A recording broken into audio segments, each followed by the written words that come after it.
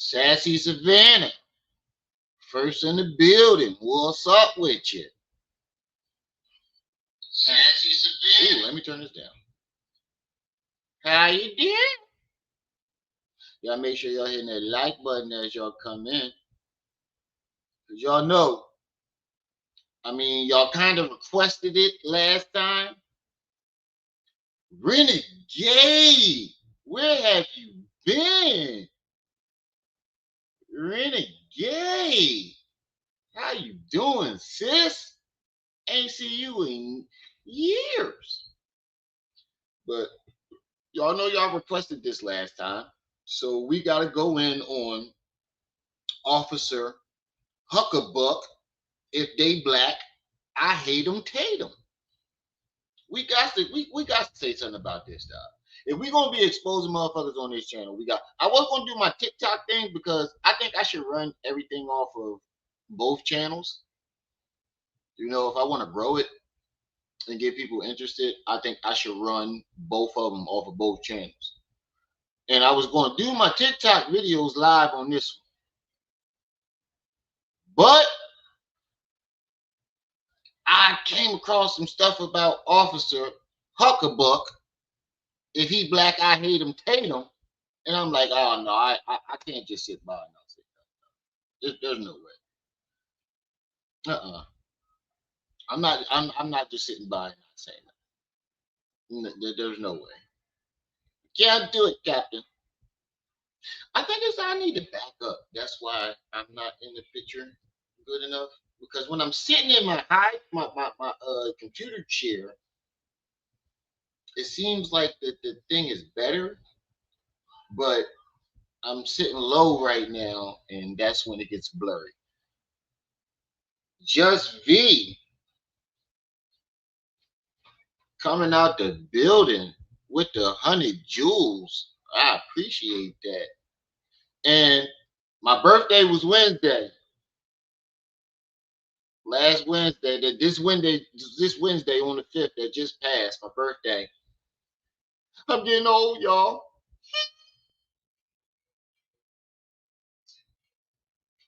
I ain't ready to be 40 yet. I ain't 40, but I got 3 more years. 40 is knocking on my door. I'm not ready. Cut the camera. Cut the camera. Cut the motherfucking camera. I'm not ready. But yeah, my birthday was this past Wednesday.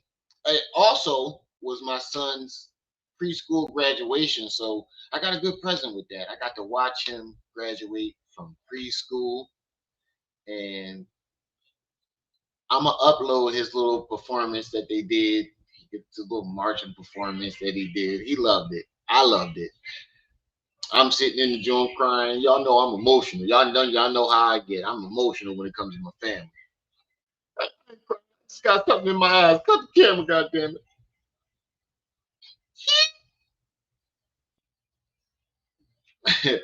But yeah, my birthday just passed on Wednesday.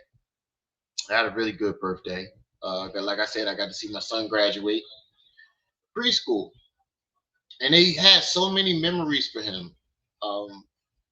We just had to sing "I Believe I Can Fly," and they just was like, "Here, take your little fake diploma and get the fuck out."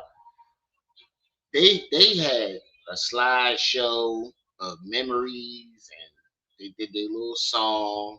Had the little. Well, they only had one gown for all the kids. Lucky, my baby mom was smart enough to buy our own gown, cap and gown. We bought that so he didn't have to share. And I'm gonna upload some of the pictures on my YouTube. It was really good, man. I had a great yeah. 40 is kicking down the door. I ain't ready.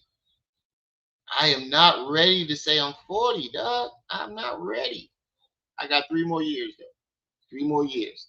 So all y'all motherfuckers that's 40, you kiss my ass. I'm not joining your group for 3 years. And even when those 3 years are up, I'm still in denial. Yeah, 40 is the new 20. Be honest with you, everybody makes 30s and 40s seem old, but mid age is not 30 and 40. It's actually 50 and 60. And I don't even really want to type recognize my birthday. I watched the Prince video where he was like, if you don't recognize time, it doesn't exist. And that's why I look so young. And I was like, shit, could that work if I don't recognize it? But if y'all want to bless a nigga for his birthday, y'all know what the Cash App PayPal is. I recognize that though, but I don't want to really do that. I don't even know it was my birthday. My big mom was like, yo, you know your birthday on Wednesday, right? I was like, holy shit.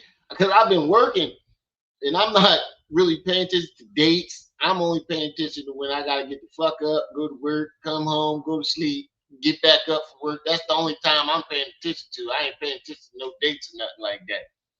So she like, yo, you know your birthday is Wednesday, right? I'm like, huh? But that ain't what we here for. Thank you, everybody. Sassy Santana, Chris, Max, what's up, bro? Everybody for the birthday love. I really appreciate it. Y'all definitely show love on Facebook too. All the people that's on Facebook that show me love. Oh yeah, man. That's hey Renegade? Is that same injury that you had the last time we spoke?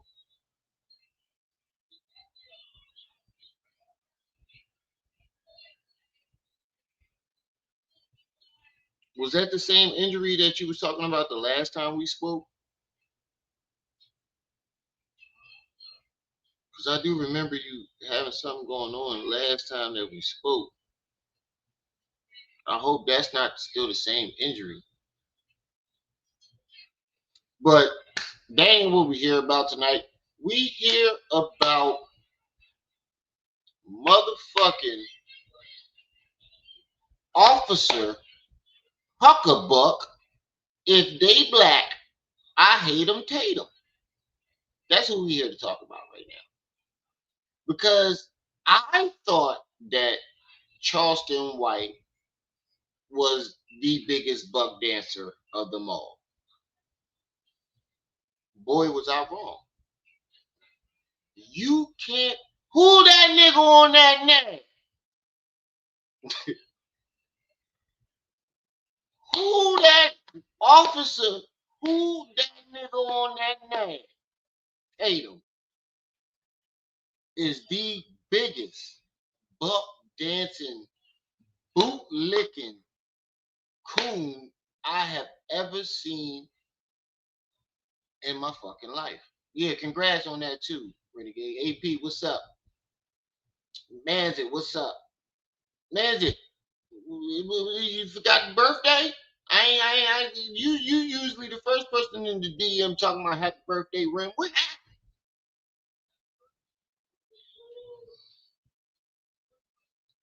But it ain't about my birthday. If y'all want to bless me for the birthday, y'all know what the Cash App PayPal is. Uh, put it towards the stream goal. But we here to talk about. Hold on.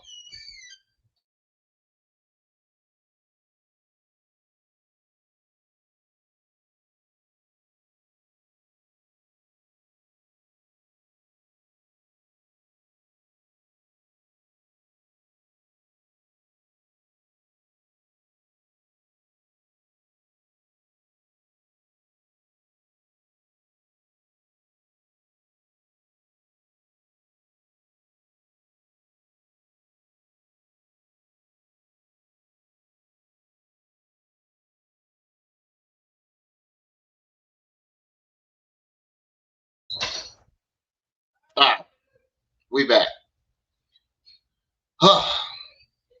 Like I was saying, I have never in my life seen a buck dancer that was so. You said Rango TV is right behind. Oh, yeah, yeah, yeah. I thought you were saying he was right, like right with him. Like, I mean, like saying that Tatum is right and Rango is right. I had to read that. I read it too quick. Yeah, okay, right. Yeah, I was ready to say what. You're switching sides on us? But yeah, let's get into this buck dancing ass nigga. First, this motherfucker, y'all all saw that interview that he did with I think his name, the young boy name was Warren. And I truly believe that officer, who that nigga on that nag, Hucka-Buck, if he black, I hate him, Tatum, is being paid by you know who. I think he's being paid.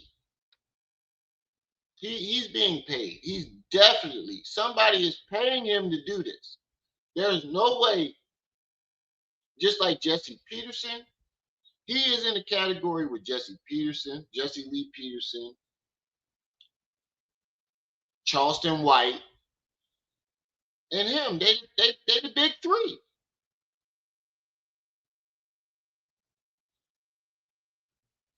When it comes to being who that nigga on that nag type niggas, house niggas, we have a big three right now. Jesse Lee Peterson, Officer Hucka-Buck, I hate him. If they black, Tatum, and Charleston White. Jessica, what's up? We have a big three. But they finally get their just due. All of them. Jesse Lee Peterson talked all this Christianity, hating gay folk shit. Turned out he was fucking a bunch of gay niggas. Charleston White did all he did. Turn to find out, he's a rapist. We don't have to say allegedly because he actually was convicted of it. He just didn't. He just got a restraining order.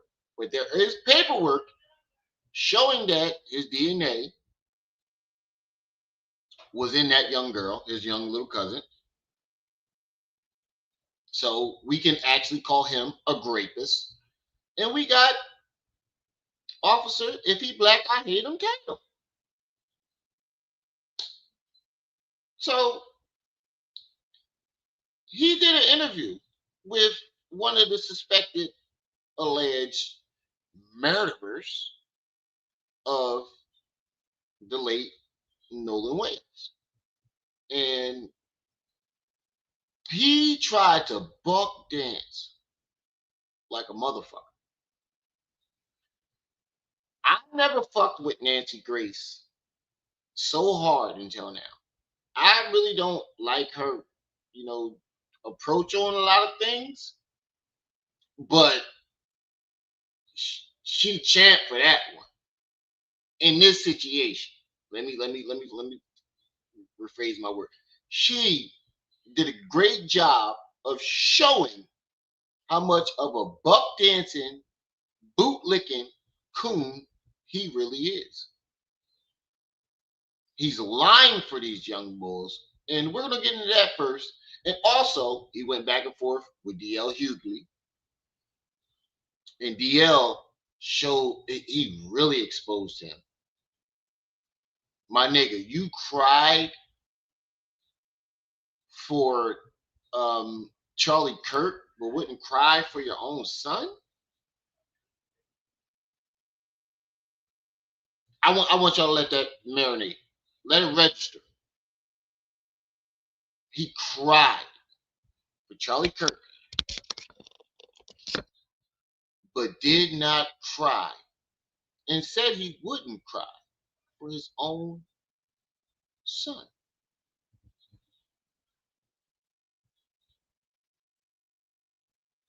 You better be careful there, little Tatum. If they black, I hate him, Tatum.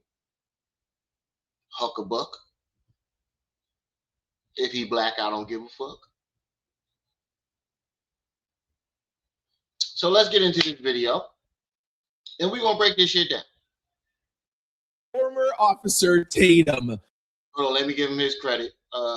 Shout out to Trent Out Loud. Shout out to Trent Out Loud for this video. But when you get destroyed by Nancy Grace, and when she exposes you for being the liar that you are, I have no choice but to report on it. Right. A ton of you have been in my DMs and comment sections asking me about Bart and Katie and about the alleged photo. Well, Bart has lawyered up and he's sending out defamation lawsuits. Well, not to this channel anyways. There is a reason why I did not cover that salacious story. It turns out that that was not Katie in the picture, and it also turns out that Bart has been working with law enforcement and has turned over 20 names, cell phone, and GPS locations without a search warrant. I just want. Wait. So it wasn't Katie on that boat? So wait, y'all trying to tell us? You trying to tell me not to believe my own motherfucking eyes and who I saw on that goddamn boat? That's oh, okay. Scratch that. What if it wasn't Kate? Okay. You saying that this dude didn't give up all these names? Did I not wait, go back to my Nolan Wales video. Time out, pause, hold the boat. Go back to my last Nolan Wales video. Ooh, I got a young feral pimple right there. Ooh, got one. But anyway, go back to the last Nolan Wales video. Did I say one of these niggas gonna crack? Or one of these wiggers is gonna crack? It's not the police coming down on them. It's social. These kids care more about social media cracking down on them than the actual police. Because it don't seem like the police are doing their job, in my opinion. It don't really seem like that. It seems like social media is doing the detective work for the police. And then when the shit comes out, that's when the police say, oh, we found this, such and such, after the internet didn't already found it 3 weeks ago. But that's here nor there. What I'm trying to say is, these kids care more about social media cracking down on them. And I knew it was only a matter of time for social media to keep putting their feet on these these children, these people, or whatever you want to call them, putting their foot on their necks before somebody cracks. That's just the first crack in the dam. You heard it here first. The dam is cracked and it's leaking. Who's going to break the floodgates? I think it's going to be him, because it might not be enough, and he's trying to save his ass. The ones who actually did not allegedly commit the alleged unaliving is going to crack. I'm telling you. I want to make it clear, I'm not saying I believe him. I'm just here to tell you what him and his lawyers are up to.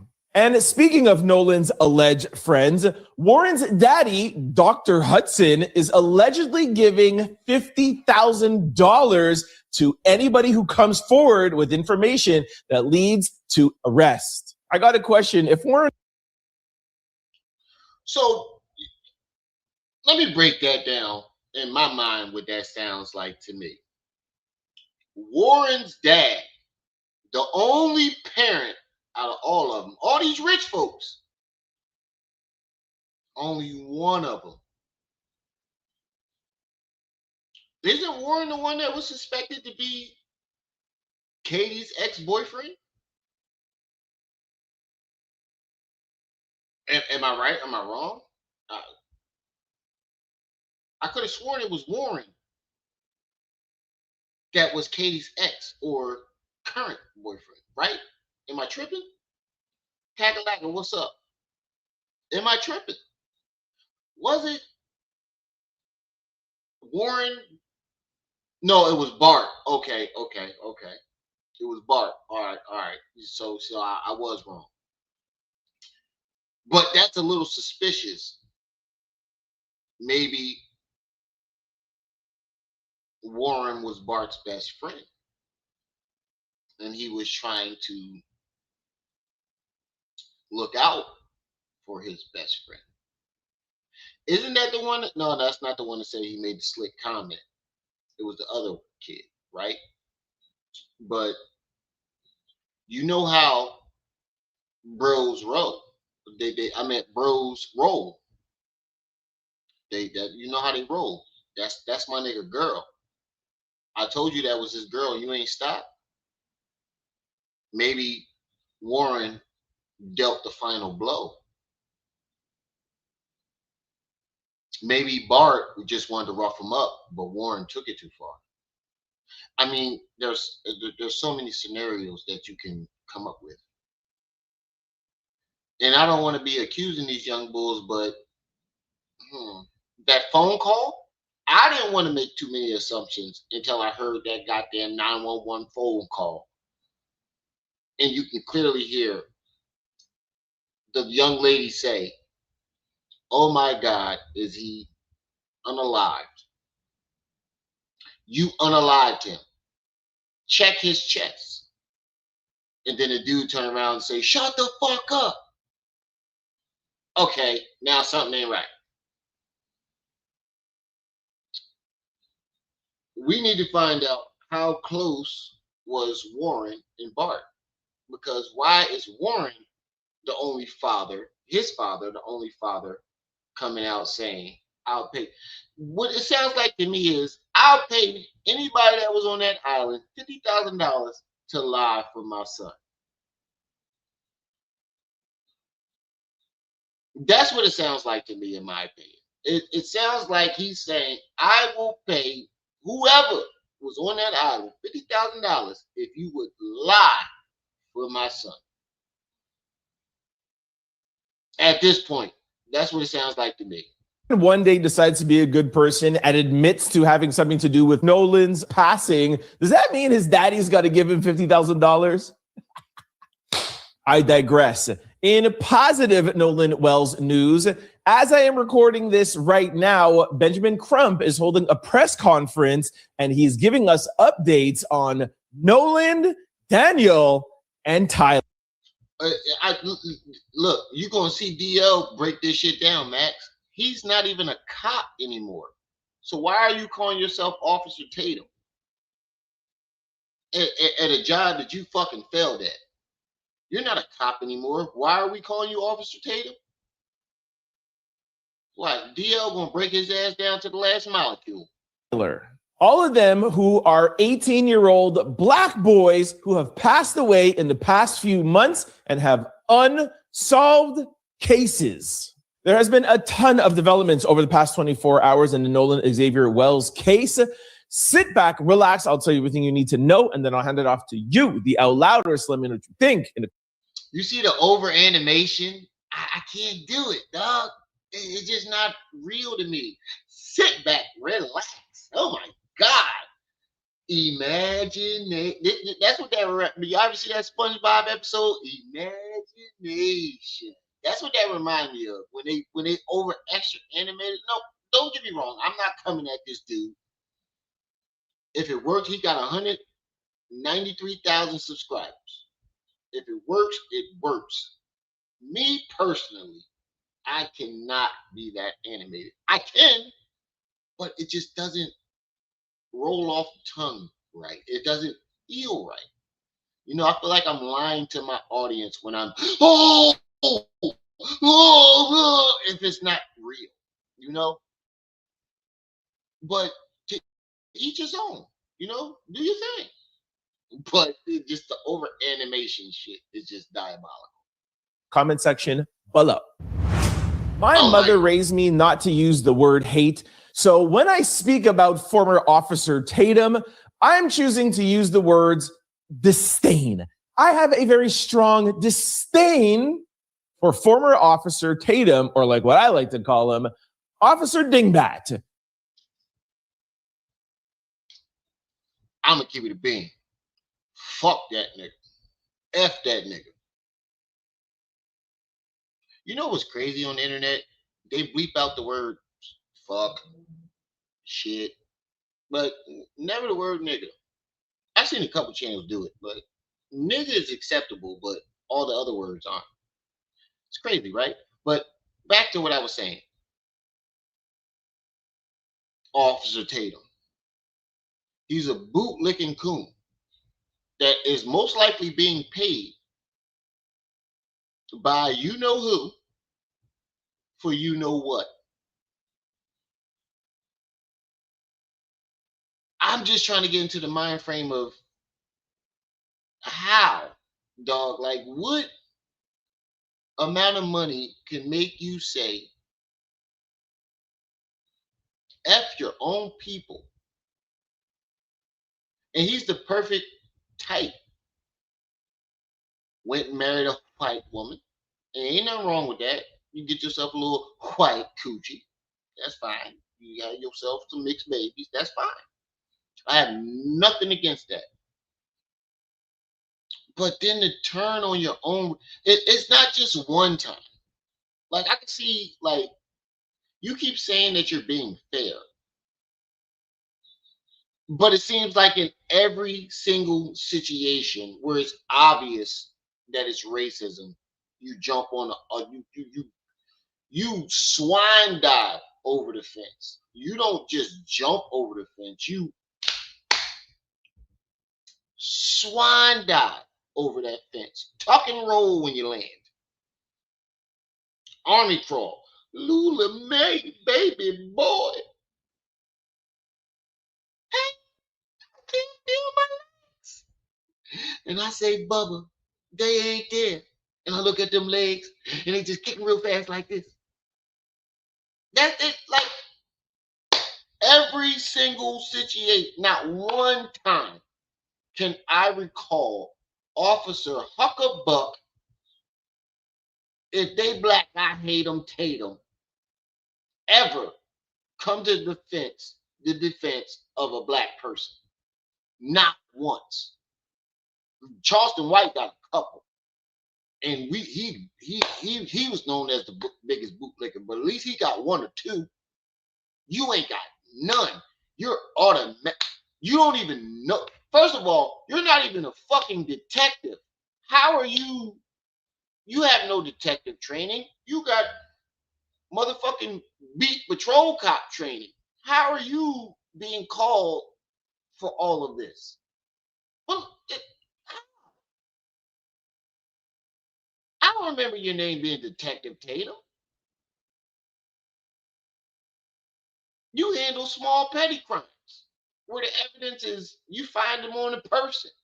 You don't handle evidence where you gotta go search and find it and to do detective work. You don't handle that type of shit. How? But you talking like you an expert. You ain't no motherfucking detective. Sasha, what's up, sis? Now, I have made it abundantly clear that I do not want to platform Mr. Tatum. I do not want to give him any shine on this channel. However, when people like Nancy Grace, shout out to Nancy Grace, I told y'all it was amazing that she was on this case. When people like Nancy Grace have Tatum on her show, and Tatum gets absolutely destroyed and gets exposed for the lying, disgusting person that he is, man, I got no choice but to share it with y'all. I'm going to show you 3 clips. I'm going to make them short because I hate that he's on my channel. But I'm going to play 3 clips for you. One, you're going to see when Nancy asks him about the boys taking a polygraph test, Nolan's friends. Listen to his answer. Listen to her call him out for lying, and listen to how he just mumbles and tries to get his way out of it.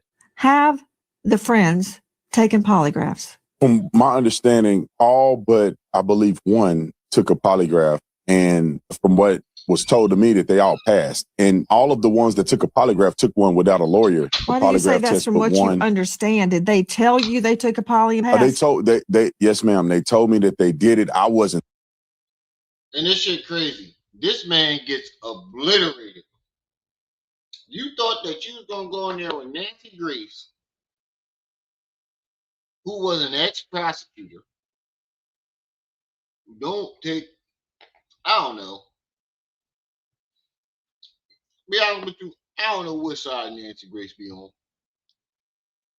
Wherever a good story is, wherever it benefits her, that's what side she take. But even she wasn't going for it. Even Nancy Grace was like, "Oh hell no, you ain't gonna come in my face with that bullshit." And you know what's crazy?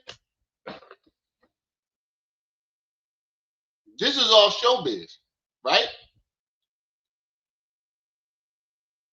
So Nancy Grace probably could have been on his side in the beginning and felt like he was somebody that they can call on to exonerate these boys to the public. But he fucked up and Nancy had to switch gears on him. ABM, what's up? He said it's all fine and dandy until it's your son's body found in the ditch. Yo, I want you to remember you said that, Max, because that's very important. I want you to remember that you said that because that's very important. I don't know who man's this is.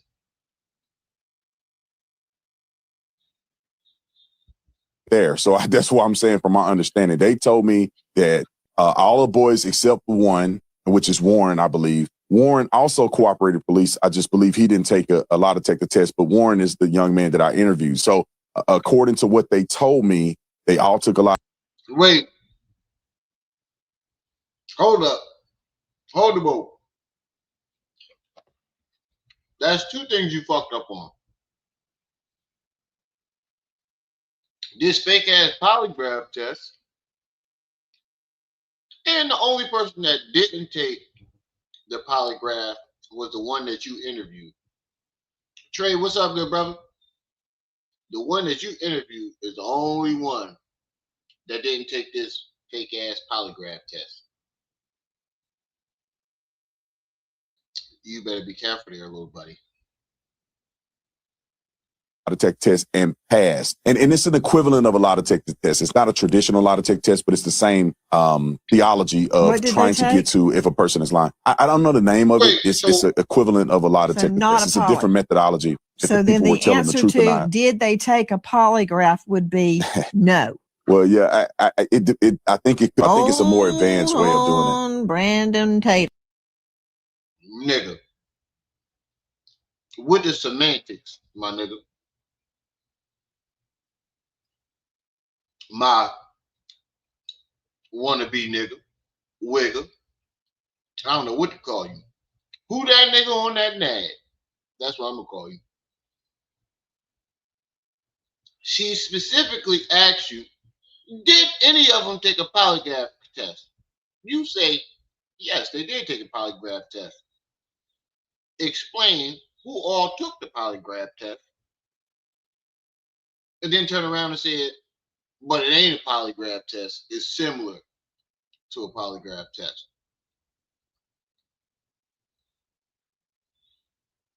Now, this is a yes or no question. Did they take the polygraph test, bro? All you had to do was say no. But you had to give up a big ass word salad for some fake ass polygraph tests that they probably most likely did not take. Because why are they giving you a semi polygraph test instead of the real thing? This is unaliving we're talking about. This is serious business. They're giving you mock trial polygraph tests nowadays. What are we talking about here?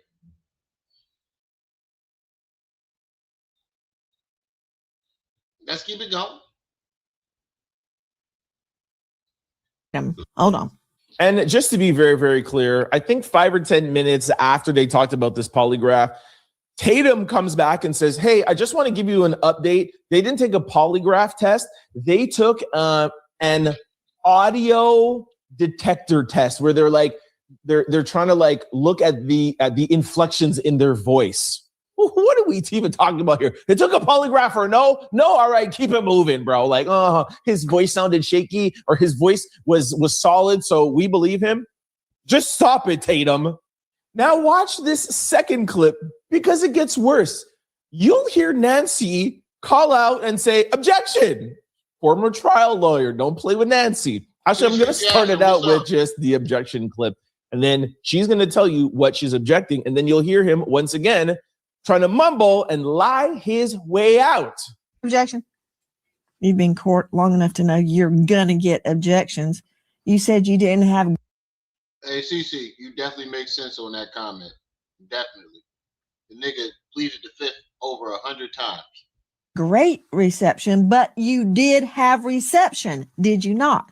No, there was reception there. It just wasn't great. Now, watch this next clip when Nancy asked Tatum about the boys and the pictures on Nolan's phone and their phone. Once again, she has to cut him off, bring him back to the topic because he tries to mumble his way out of it. Now, I am going to cut a part of this out because he tries to blame Christine for something that I refuse to show for you because y'all know me and what I've said with this channel. There will be no Christine hate or Christine bashing on this channel. All right, literally. There's nothing on his phone. Back to their phones. Nolan has nothing on his phone. They have pictures and videos on their phones. You told me that they exist, whether they posted them or not. So they were taking pictures and videos. Don't you see why the mom, Nolan's mom, is concerned? There's nothing on her son's phone.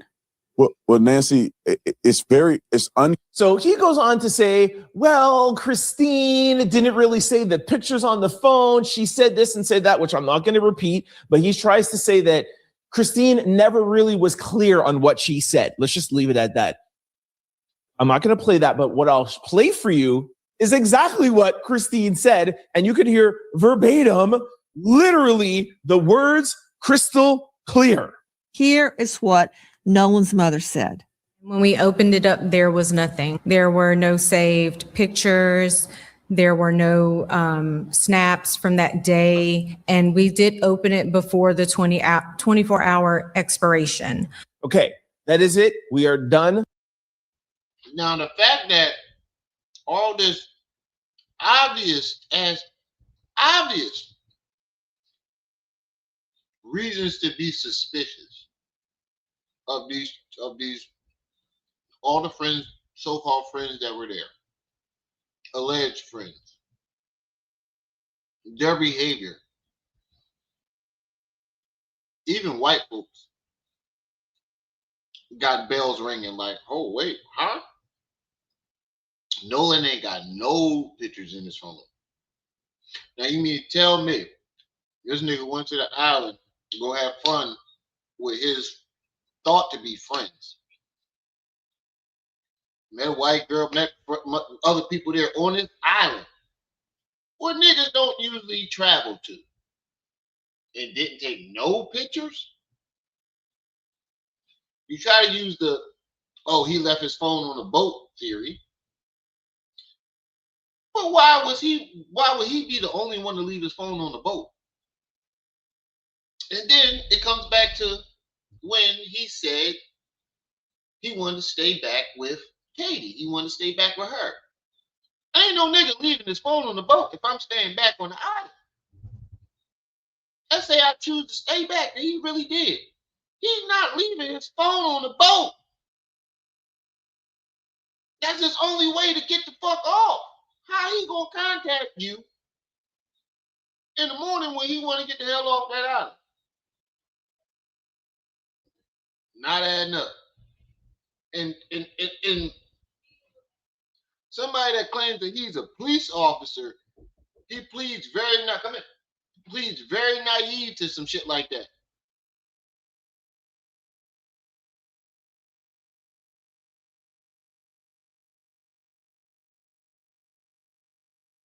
With Officer Dingbat, aka former Officer Tatum, or what we're just going to call him now, Tatum. Okay, hopefully I don't ever have to talk about him again.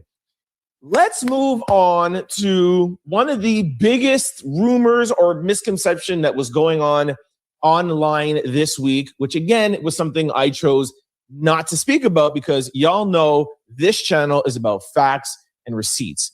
What am I talking about? I'm talking about a picture that was circulating of Bart and supposedly Katie. Let's talk about that now. Okay, let me bring those up to speed who don't know what's going on. There was a picture of Bart and Katie, a picture with Bart and a white girl that looked like Katie. Bart is one of the people that were on the other boat. Nolan was on a boat with Wyatt, Warren, etc. Bart was on another boat. It's alleged that Bart was on the other boat that helped tow their boat. You know, when they had that CETO call and they were like, oh, we need help, we're sinking. And then we found out that another boat towed them out. Bart was allegedly on that boat. So when the CETO call came out and everybody heard, damn it, Bart, this, everyone was like, oh my gosh, maybe Bart was the one who did it, who did something to Nolan. A picture came out of Bart with a white girl. A lot of people assumed that it was Katie. They looked somewhat similar, but there was no confirmation that it was Katie. A lot of people ran with it and said, Bart and Katie were together. And now that we know that they were together because of this picture, that Nolan was with Katie. We know Nolan was talking with Katie. People ran with the theory that Katie was Bart's ex-girlfriend and he saw Nolan with Katie on the island. And that's what caused Bart to get upset. And Bart was the one who did something to Nolan. I know it sounds confusing. It's just because it's rumors, okay? So this was a rumor. It was salacious. Again, it didn't come from Benjamin Crump. It didn't come from Christine. It didn't come from any reliable sources. It was internet theories. And I saw a lot of people in my comment section, hey, let's talk about Bart. Let's talk about Bart. Let's talk about Bart. I chose not to talk about it. It has come out now that Bart has retained a lawyer. And this lawyer is not playing around. This lawyer has come out and has vehemently said the picture, which I'm not going to show for you guys, the picture that everyone's talking about with Bart and a white girl is not Katie whatsoever. His lawyer has also come out and said, not only is that not Katie, Bart has never even seen Katie before July the 4th. He doesn't know who she is. The first time Bart ever saw Katie was when he saw Nolan speaking with her. So that completely just crushed the rumors right there. Again, I don't know what to believe. I'm just telling you what the lawyer said. Until I hear facts, I'm just telling you what is going on out here. But I find it hard to believe that you have a lawyer coming out here and you're vehemently saying this.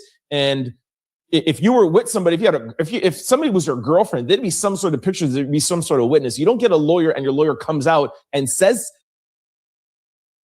My bad, y'all. I had to use the bathroom real quick. Jay Williams, what's up? My bad, I had to use the bathroom. Black Print, what's up? My bad.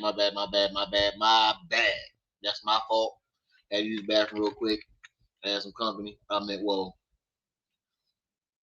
big mom has some company. Her cousin boyfriend is a boy that I went to high school with. We ain't no small world. I had to say what's up real quick and use the bathroom. But I heard that what was going on. Sweet DJ, what's up with you, sis? Let me go back a little bit. Because I ain't gonna lie, I wasn't paying attention. Let me go back a little bit. 80. They looked somewhat similar, but there was no. So we're saying white. Okay. Hopefully I want to see Nancy Grace. Okay. We sure the word. I want to see Nancy Grace with her wrinkled ass neck destroy him. Hey, listen. I just want to talk to Nancy Grace, stylist, and all the people that's like, you know, doing her makeup. Iron her neck. Get in hot, get an iron. Make sure it's nice and hot, and iron the wrinkles out that lady neck before y'all let her come up here with that motherfucking turkey gizzard wrapped around her throat. Before you let her come up there with that turkey gizzard on her neck. God damn. Words crystal clear. Here is what Nolan's mother said. When we opened it up, there was nothing. There were no saved pictures. There were no snaps from that day. And for those of you who don't know, you motherfuckers, because I ain't see no happy birthdays. I ain't see not one happy birthday on my Facebook from y'all from YouTube. I seen a couple YouTube. I know who it was. It was that many that I can count. No, none on my YouTube page or my Facebook page. Now one of you motherfuckers at least said happy birthday. Y'all better be careful there, little buddies. I quit this motherfucker. Y'all gonna do this to me? No happy birthdays? Turn the camera. You motherfuckers. It's like, nah, I'm playing. But for real. My birthday was last Wednesday. If y'all want to help celebrate that birthday, drop a happy birthday or hit the Cash App, hit the PayPal. One or the other.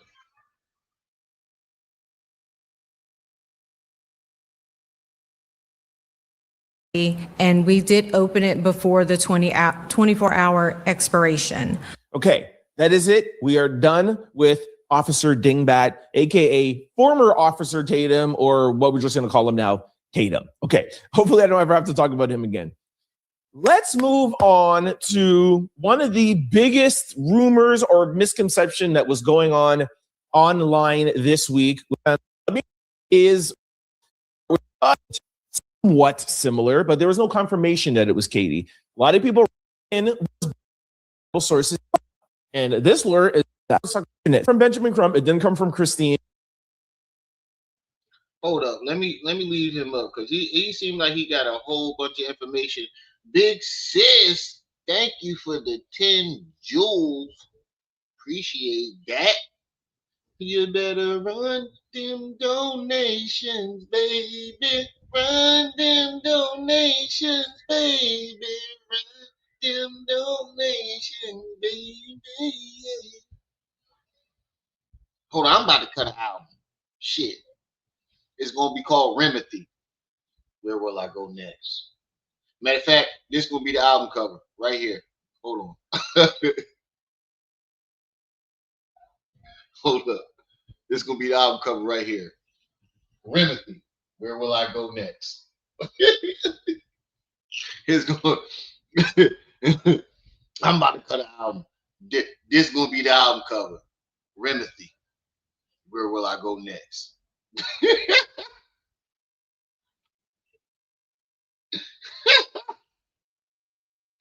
Let me do my Terry laugh.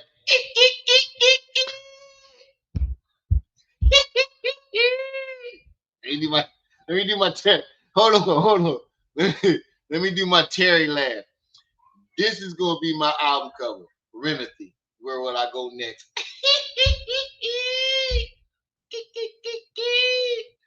Oh my god, I hate that laugh so much. I want to slap the shit out of Terry every time he do it. For those of you who be in trade chat, y'all know what I'm talking about. Oh, I can't stand that motherfucker. 7 won't talk with you. It didn't come from any reliable sources. It was internet theories. And I saw a lot of people in my comment section, hey, let's talk about Bart. Let's talk about Bart. Let's talk about Bart. I chose not to talk about it. It has come out now that Bart has retained a lawyer. And this lawyer is not playing around. This lawyer has come out and has vehemently said the picture, which I'm not going to show for you guys, the picture that everyone's talking about with Bart and a white girl is not Katie whatsoever. I don't know. I think in my personal opinion, I think that was Katie, and I'm still suspicious of Bart Fart. I don't give a fuck what you say. I think Warren and his daddy might be helping Bart Fart cover it up. His lawyer has also come out and said, not only is that not Katie, Bart has never even seen Katie before July the 4th. He doesn't know who she is. The first time Bart ever saw Katie was when he saw Nolan speaking with her. So that completely just crushed the rumors right there. Wait, hold on. Time out. Hold the boat. I know I ain't tripping. But did we not see Katie and Bart Fart in that picture together?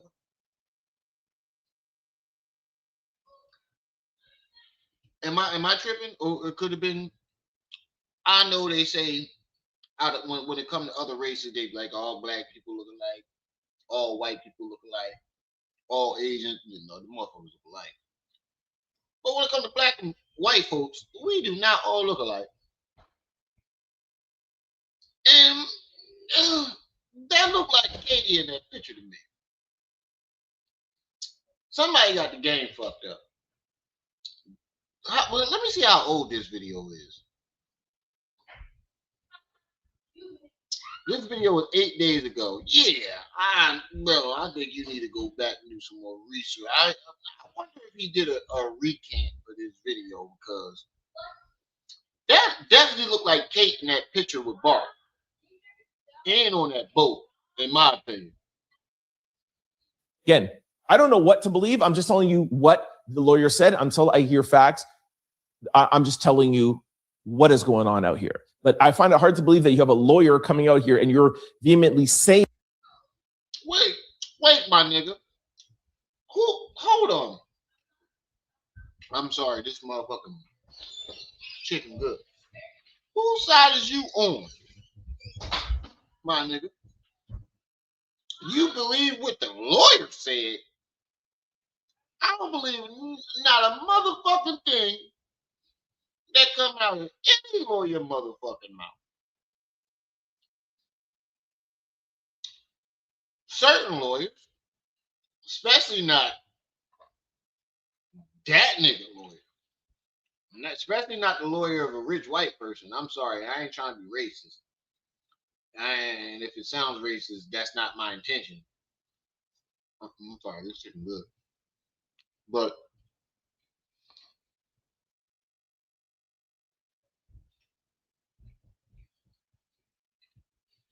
let me rephrase that.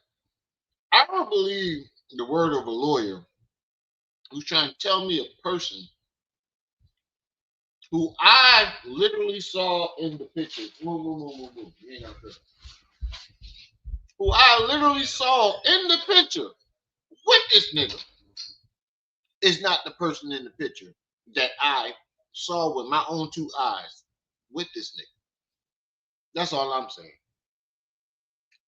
I understand you trying to keep your channel cool because you got 193,000 subscribers. I understand why you doing it, but my channel ain't that big. We ain't going for that shit down here.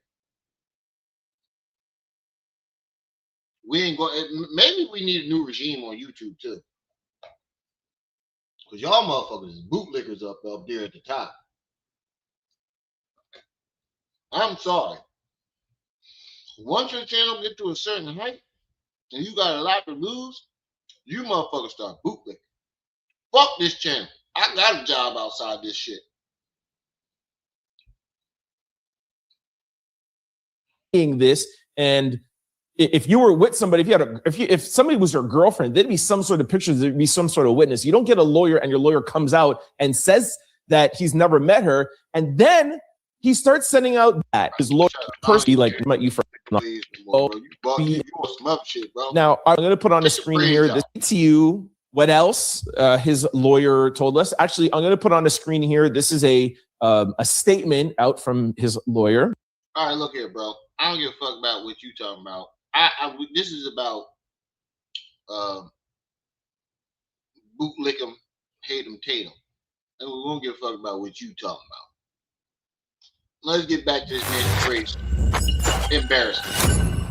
Now, let's get a real young man. Up here. The burden of bills, and in talking to these on Officer Tatum last night. this is Willie D going in on this because it sounds like I didn't accidentally click the page of another bootlicking ass nigga. In the beginning, he did make it seem like, oh yeah, he got caught, but he draw you in with that, and then all of a sudden, oh, that wasn't the lawyer said it wasn't Kennedy, and but oh wait, nigga, who would nigga what? You gonna tell me I didn't see what the fuck I saw? He just like that dude seemed like another officer. He seemed like an officer bucking Tatum. Officer Hucka-Buck. If they black, I hate him Tatum. And let's not forget his subscriber count. So you already know. You already know he up there with him. He got 100-some thousand subscribers. So bro, I'm not gonna tell you start walking by this camera again with your shirt off. Yeah, it ain't in. Where ask your mama? Sorry, y'all, my son looking for that. But yeah, that's crazy. So let's hear a real black perspective. And I'm not trying to make it a racial thing, but we see what we got going on here. Here you go. Going out and doing this was to find out what happened to Nolan Wells. And in talking to these young men, the burden of proof is they're going to have to prove to me. I'm not going to listen to what they say out of their mouth. They're going to have to show me. And in many cases, they showed me videos of Nolan on the island. They showed me videos of the boat when they were getting towed out, which is consistent with, kind of similar to what the phone call was. I mean, they showed me pictures of them with Nolan. They showed me phone records of them calling Nolan's mom and all of the above. So they seemed very consistent. They seemed very genuine. You know what I noticed? He said, they showed me phone records of them calling Nolan's mom, but did not mention the time and dates to when they called Nolan's mom. Because I would have a question for that. After he said that, I'd have been like, okay, so when did what were the time and dates of them calling the mom? Were they before or after they left the island? Because I know if I show up with somebody going to an island, put it a 1 in the chat if you agree. If this is your friend and you show up to an island that's only accessible by boat with that person, and when it's time to pack your shit and leave that island, they're not there. You're not calling authorities and this nigga loved ones right away. That's the whole suspicious part about it. I don't care if you black, white, brown, purple, blue, gay, straight, binary, wherever the fuck you want to call yourself. If you showed up to an island with me that's only accessible by boat, and okay, let's play devil's advocate. Come in. Let's play devil's advocate. Yeah. Let's play devil's advocate. Let's say he did want to stay with some chick. Okay, fine. But when it's time to leave the very next day and he doesn't show up, and we're getting close to the time where it's time to leave, and he's still not there. You're not calling authorities or this man's parents? Nothing? You got to be out your motherfucking mind. There's no way. I'm showing up to I don't give a fuck what type of friend. And like I said, I was a wrestler in high school. I hung with the white boys, Puerto Rican, all of these motherfuckers. If I show up to an island only accessible by boat and we not all there when it's time to leave, get on a boat to get the fuck off that island, something wrong. I'm calling everybody that I can. They didn't do that shit till this nigga got home. Till they got home. You out your fucking mind. Somebody hiding something. Somebody going to jail. This is Mississippi, so I'm 50-50 on this, on somebody going to jail. Especially when you got Officer Hucka-Buck. If I hate them, I mean, if they black, I hate them, pay them on the mission. And they also proved to me some of the things that they had told me in the interview that I had with them that I have uploaded on my YouTube channel. Officer Tatum, are you telling me that they... And even though that we didn't have a bunch of coon-ass niggas in our history, it's just hard. You hear it, like in Black history, you hear about the porch nigga, but when you actually see the porch nigga in real life, it's just like, this nigga is really real. Who that nigga on that nag? For real. He had reception on Horn Island because many people are saying, well, the reason that there's nothing on Nolan's phone of that day, like there's no pictures, there's no snaps, there's no text. Deer in headlights. Look at the expression on his face when he could tell when she very first started to respond. You know what's fucked up about this? It wasn't even a black person that took this nigga down. It was a white woman that told this nigga, you buck dancing. It was Nancy Grace, out of all people, exposed to all the niggas that been coming out saying this nigga is a bootlicking buck dancer. And it took for Nancy Grace to be on national TV and say, whoa there. With a country accent. That's even more diabolical. She got a country accent and she's basically saying, oh no, we like your camaraderie, but you'll never be one of us. That's diabolical. Oh man. These niggas that his ass was grass. He knew it. He knew it. No anything, not because it was deleted, but because he didn't have reception.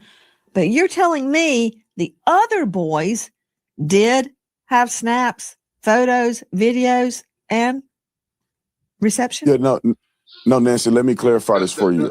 It wasn't that they uploaded this online. They showed me video. You're telling me the other boys did have snaps, photos, videos, and reception? Yeah, no, Nancy, let me clarify this for you. It wasn't that they uploaded this online. They showed me videos and things that they took from the boat during. Now, y'all ain't hear the in his voice. I'm telling y'all, it sounds like to me that they had a plan when it came on. Nancy brought him on there thinking that, you know what, we done found us a good house nigger that can explain. And when he got up there, Nancy said, plan B. Let's throw all these niggas under the bus. Nancy hit a Peyton Manning audible on him. You know how Peyton loved his audibles. She hit a whole audible on this nigga. And that's why he wait, no, Nancy, this is what we rehearsed. That's what it sounded like to me. It sounded like Nancy hit an audible on this nigga. Oh no, he's not the nigga that we need. I'm telling you, we got a big three when it comes to these buck dancing ass niggas. We got Jesse Lee Peterson, we got him, and Charleston White.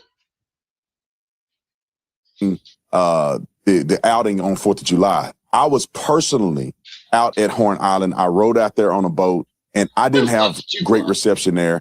And I left my phone in the boat when I got into the water, and we were actually going out to do interviews. Object. Nigga, hold on, hold the boat. Time out. When did you go out there? Second of all, I don't give a fuck what you think you is on the outside, but on the inside you a nigga. You are not leaving your phone on a motherfucking boat where the island is only accessible with a boat. If that boat takes off, you have. And you saying this as the ex-police officer? Get the fuck out of here, dog.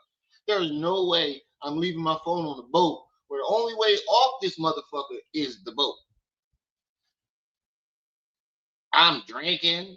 And you niggas like to be late. And when it's time to take off and that boat ain't there, get your phone on the boat. Get the fuck out of here, bro. Y'all niggas, you can miss me with that, bro.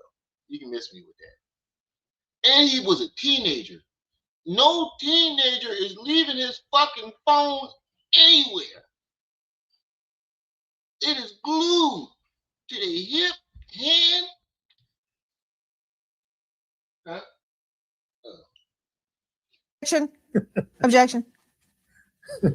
You've been in court long enough to know you're gonna get objections. You said you didn't have great reception, but you did have reception, did you not? No, there was reception there. It just wasn't great, and it wasn't great enough for people, in my opinion, to upload. You can make a phone call potentially, but you wasn't gonna upload data to a social media account. Now, could people take the steps to do it if they're dedicated enough? Yes, but it doesn't appear that would have been a frequent thing, given the fact that you probably had one or two bars out there. And I heard evidence of that. Not only did I see evidence of it when I went out there myself personally with my cell phone, when I listened to the CETO call, you could tell that the call dropped out several times. It seemed like they were having trouble at times hearing each other. So it is. So they had trouble hearing each other, but we didn't have trouble hearing her say, "Oh my God, he's dead. Check his chest." No, we didn't have trouble hearing that. But these motherfuckers had trouble hearing each other standing next to each other. Get the fuck. God damn, man, I need my glass. I'm blind in the motherfucker. Come on, Tether Dookie outside. Good Lord. Thank you for the 100 jewels. What the fuck y'all be doing with y'all names, dog? I think y'all do this shit so we can say it out loud and just sound dumb. But I ain't even gonna knock it. Thank you for the 100 jewels. And thank you again for the happy poop for the 10 jewels. Y'all niggas is diabolical with this shit. But I done lost my train of thought. I done lost my fucking train of thought. What the fuck? Yeah, that's Willie D. With his bald headed ass. They was out on the boat, ain't no nigga leaving his phone. Yeah, ain't no nigga leaving his phone. Pardon my back. I want you to think about this. You on an island full of white folks. I don't give a fuck how much you grew up with them. I grew up diversal around a bunch of fucking white folks. There's no fucking way I'm not leaving my communication nowhere. I was a wrestler. All my parties was, I'm just a kid and my life was a nightmare. We rocked on all fucking night, but every day I bet you my phone was in my back or front pocket. When these white boys like to go climb the water tower. I remember in high school, these motherfuckers want to climb the motherfucking Hatfield water tower. Man was fell off the bitch. Motherfucker want to climb the water tower. No, I'll film it from down here. Yeah, come on, buddy, let's go. No. I will film it from there. These motherfuckers like to do wild shit. And if you are a black person in sports that is or surrounded by white folks, you are not leaving your communication nowhere. I don't give a fuck. I grew up with all these white folks from elementary to high school, some of them, until I moved and switched high schools. But still, we're not doing that, dog. And we barely had cell phones. We had the motherfucking bleep, where you at? Yeah, we had the bleep, where you at? We had the motherfucking Boost Mobile. You got to hit your head on the back radio. Right. I didn't have a cell phone, hey, Gregory, Rick, Mikey, let me hold your phone real quick. I'll film it. Somebody, there's no way, bro. And then you see the picture with the bull got Nolan necklace on. Y'all ain't see that, did y'all? There's another picture where Nolan got this red necklace on, and then you see the other picture, the white bull got. Get the fuck out of here, bro. It's consistent, and anybody that travel out there that have gone to the 4th of July celebration, they know that the reception is not very great. So the videos that they showed me in call logs were things that were not associated to social media, that they never posted on social media. It was, pictures and videos that they took on their phone. Okay. Let me refine my question. I take it from your last answer that the answer is yes, you had reception on Horn Island. Yes, I did have reception on Horn Island. We just played that SEATOW call. It's 2 words, SEATOW, and it's kind of insurance that people have that are boat goers. And if you have a problem, SEATOW will come and tow you back to the mainland. They said they had a problem. They said they were taking on water. One of your takes is that all the chatter that we're hearing, wake up, Nolan, are you dead, Nolan, wake the F up, Nolan, could be referring to the battery, the bilge on the boat, that it's all unclear. Did the young man explain those travels we just identified? Yeah, 100%. They did that. I wish that people on the internet would have had an opportunity, and they can go look at the interview that I did with Warren, but they had an opportunity to actually talk to these young men to get this in perspective, because some people have no idea how boats function and how they work. They explained to me, they took me on a boat and showed me exactly where they went, where they docked, where did they, stop at, how did they get the bilge pump and the water out of the boat and all of the above. So they were sinking. They were taking on water. The water came up high enough that the batteries weren't working. They had to get a tow to kind of tow them out. Where you could see the young lady saying about 3 miles out. It's a complicated boat's jargon, but they ended up getting the boat out. They ended up getting it to the point where they could run the water out of the boat through a hole in the boat that they ended up plugging. They explained all this. Anybody that does boating know exactly what they're talking about if you hear them explain it on the interview. So they have an explanation for all of these things. And not only that, Nancy, they showed me video of them on the boat, and Nolan was not on the boat. Nolan was not on the boat log.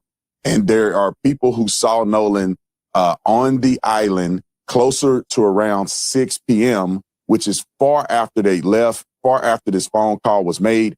I saw text messages from the young lady that Nolan was with, the young lady named Katie. I saw her text messages. In her text messages, she said that she heard the boys yelling for Nolan to get on the boat. He did not.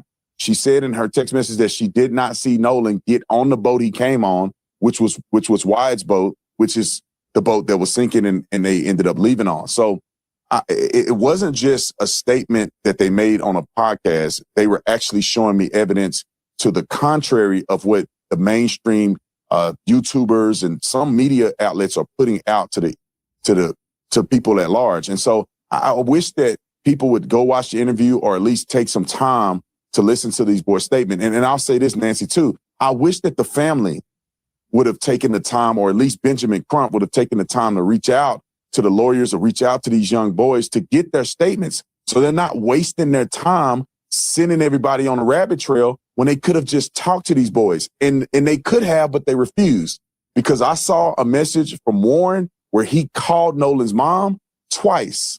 I've seen messages from Warren's stepmother, Ashley, where she sent Nolan's mom a text saying, please reach out to me whenever you're ready. I would like to talk.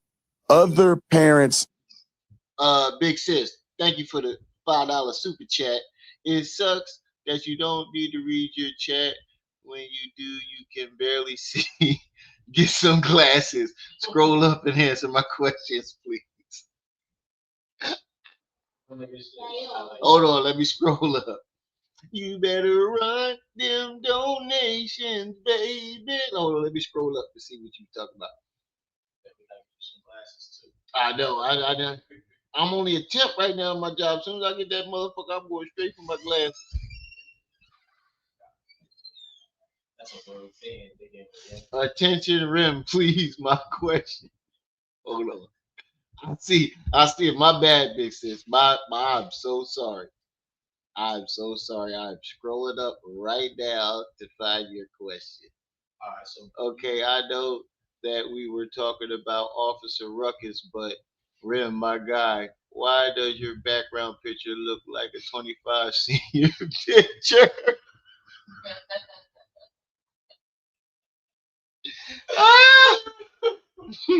Yeah, that's my senior picture from high school. Yeah, my bad. It's like, nah. That's what the AI gave me. I'm sorry. I told them to make a picture of me that's realistic, and this is what they came up with. No, you gotta see the other one. They made Jesus in the other one. They made me Black Jesus in the other picture. Hold on, let me show you something. Hold on, let me show y'all something. This shit's funny.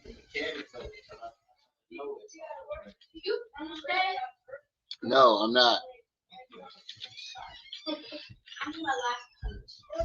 You need your who? What? Oh, he stole me. Y'all see it? You see what I be going through?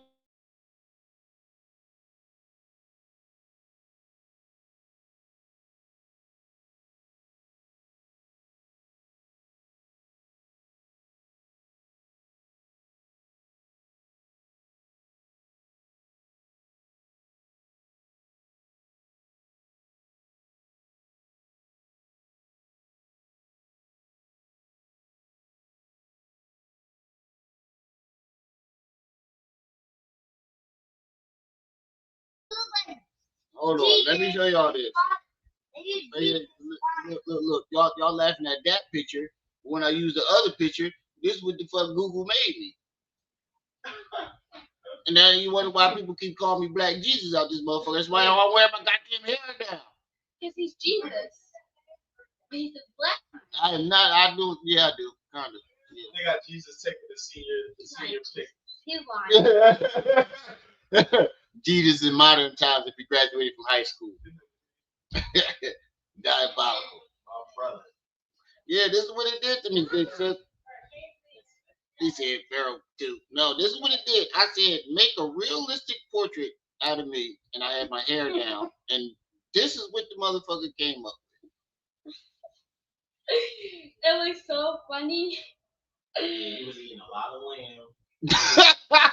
Pork chops, lamb chops, no pork chops. Lamb chops, and mana. Show mine.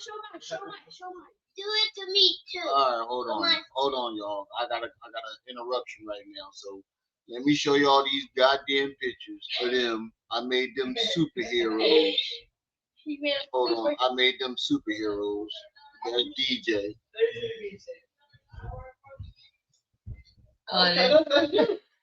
I made them superhero. That's Braylon. And then look just like I don't think it got yours on there, Billy. Billy, I'm there. That was you? No, here goes Braylon. Here goes Braylon and DJ defending the city before nap time. And here's Bailey and my niece. Oh my God.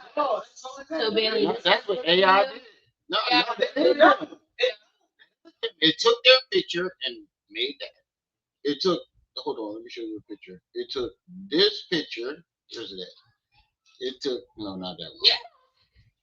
It took this picture, being deviants, and turned them into heroes. I said, take this deviant ass picture and turn these motherfuckers into something good. He lied. Devils. Devils? You the devil over here. Yeah, mammy. Mama, that one like that. That's one of my favorite words.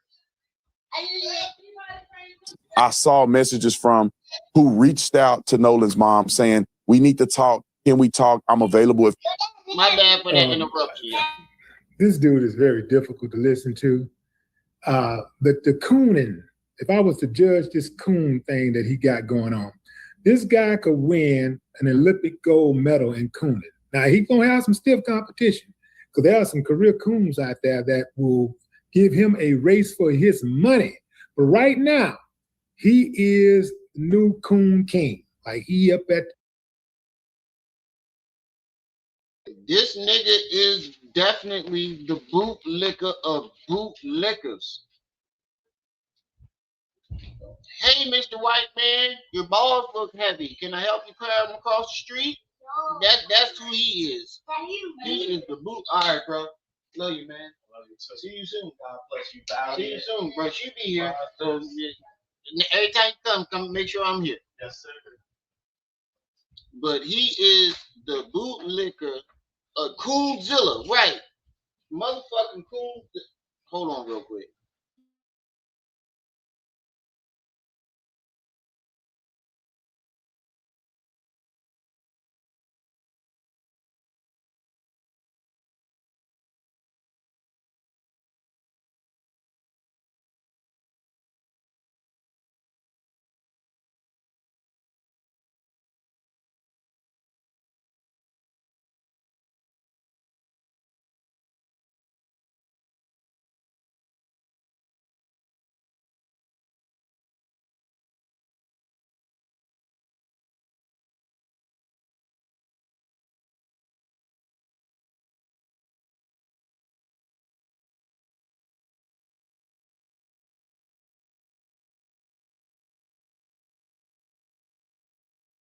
My life.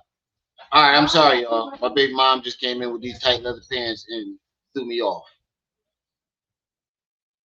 I'm sorry. I didn't mean to do that. She came in here with these tight leather pants on and threw me way off. But back to what I was saying. Coon motherfucking Zilla. Coon Zilla. I'm sorry for all these distractions. Ain't no more distractions. They all left. Like, how much? I want to know what the price is. Like, how much is they paying?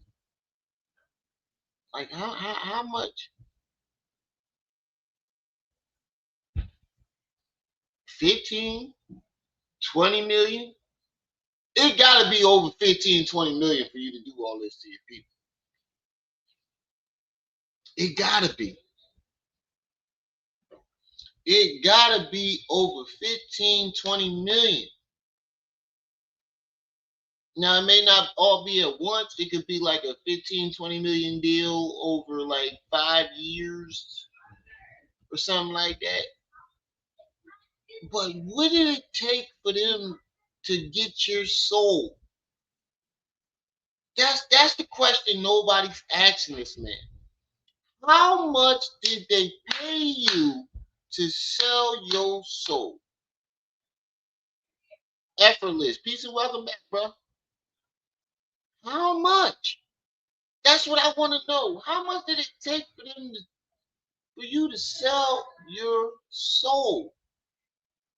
To sell us out the way you selling us out? It had to be at least double digits in the million. For some shit like this,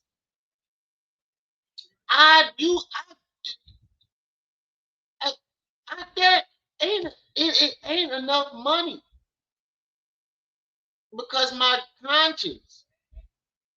You could give me $2 trillion, and my conscience. What's money? What does it say? What was that one saying? Gain all the money in the world, but still eat your soul. What does it take for a man? Y'all know what saying I'm talking about, right? You can have all the money, the world, the women, but if your soul is getting eaten away, your conscience are being ate. And I've been there. I was making all the motherfucking money I wanted in the streets, but my conscience were eating away at me. I could go back to the streets any day, anytime I fucking want to. I could take my next check, go holler at you know who, and get back to you know what. But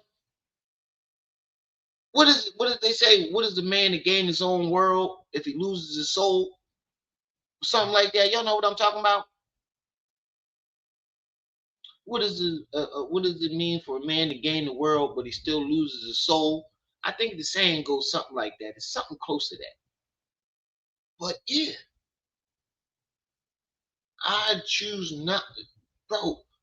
These are your people that you are selling out on a daily fucking basis. Oh yeah, we about to get in the pro winners. We about to get that. We about to get in the DOU right after this. That's why I told Max to keep his son in mind. Like how? Like to sell you. That's why I don't understand about Umar. I don't understand about Young Pharaoh. I don't understand about Rashad Jamal never sold his people out. And I don't know if he did what he did. Who knows? Polite, that nigga did it. Dr. York, that nigga did it, in my opinion. But I don't understand. I can't wrap my mind around selling your. Now, I can see if you sold a couple niggas around you that you just don't fuck with, maybe one or two for a couple million. I can see it. Me personally, I couldn't do it, but I can see how someone else could do something like that. But to sell your entire community out, there, bro, have you not watched what they did to Tommy Sotomayor? Did you not watch what they did to Jesse Lee Peterson? Did you not watch what they do to their own people? Charlie, you cried for Charlie Kirk.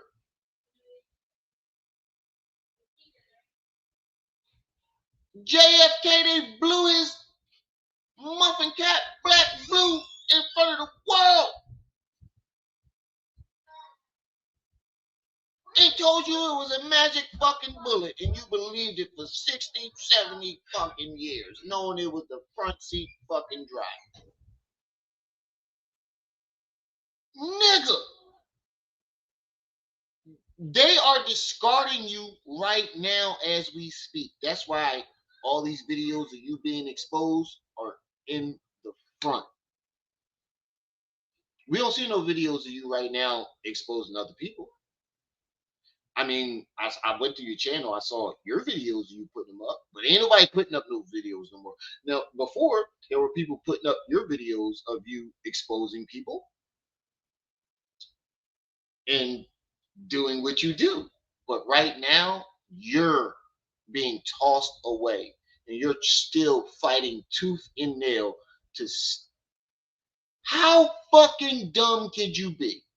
Let's get back into it. Top of the mountain right now, and they gunning for the new coon. That's the new coon they gunning for. And look, fam, this dude right here thinks that just because somebody gave an explanation, that means that it makes them trustworthy. Hell, I can give you an explanation for robbing a bank. That don't mean I'm trustworthy. That don't mean I can give you an explanation for why my buddy went in and robbed the bank. I'm sitting in the car. I can give you an explanation. Hell, I ain't had nothing to do with it. I ain't know he was going to go in there and rob it. Anybody can give you an explanation. We're looking for the truth, though, Tatum. You need to talk to us. I do not understand at this point why Benjamin Crump would go out and put misinformation out online when he had the availability to talk to these kids and clear these things. And not only is one thing for you to defend these young, you know what, boys, was a whole different game when you go after a lawyer, the black lawyer that's trying to seek justice. This is when I knew he was being paid. This isn't the first time you targeted Van Crump.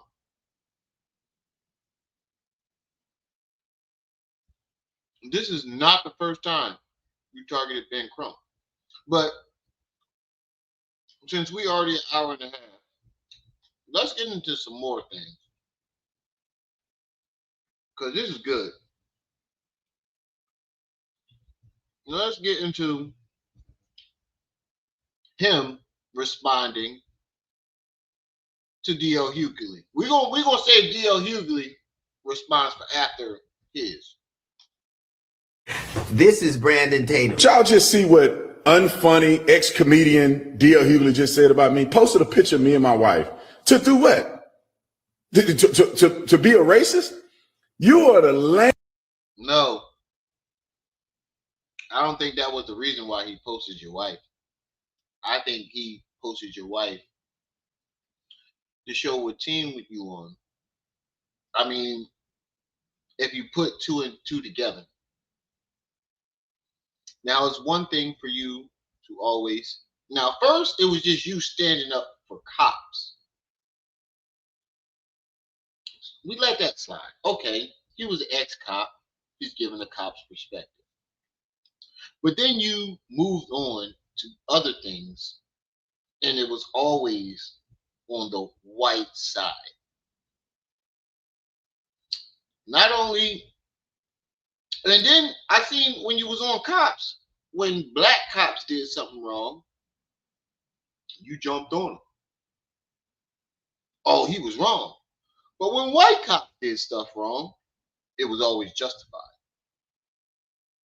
Then you moved on to the actual victims of these type of crimes, and the black guy was always wrong, even if they were shot in the back. Even when they were shot in the back from running away from the cops, you justified it. So then it's just a hard look at, okay, it's one thing to defend your fellow officers because you was a cop. But then we get into the other things and it's always white, white, white, white, white. Now I'm all about being fair. If you're wrong, you're wrong. You're absolutely wrong. I don't care what color you are. But then we put up the picture of your white wife. This dude is always defending white people, and he has a white wife. What would that tell you?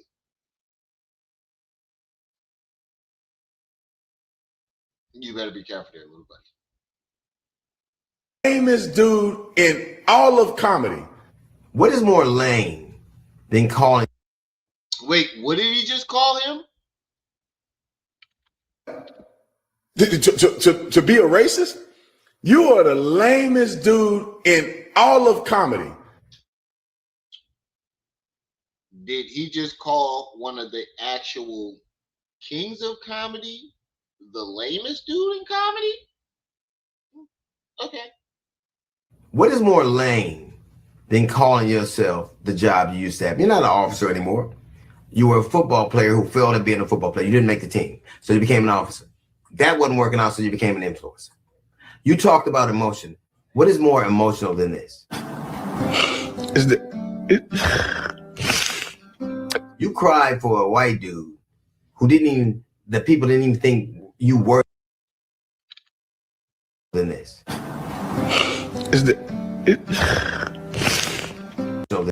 That wasn't working out, so you became an influencer. You talked about emotion. What is more emotional than this? You cried for a white dude.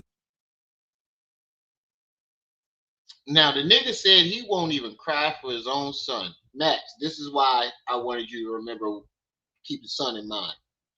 The man said he wouldn't even cry for his own son.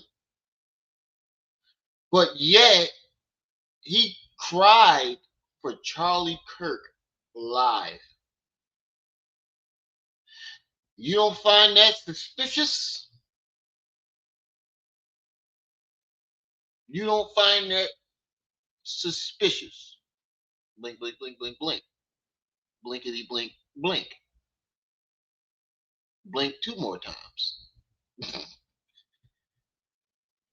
This is, nigga, you deserve an Oscar for that. You don't find that suspicious? The nigga said he wouldn't cry for his own goddamn son and got up there and cried. Snotting. You can hear the snot coming out of the for Charlie Kirk. The fuck out of here. Boot licking. You talked about emotion. What is more emotional than this?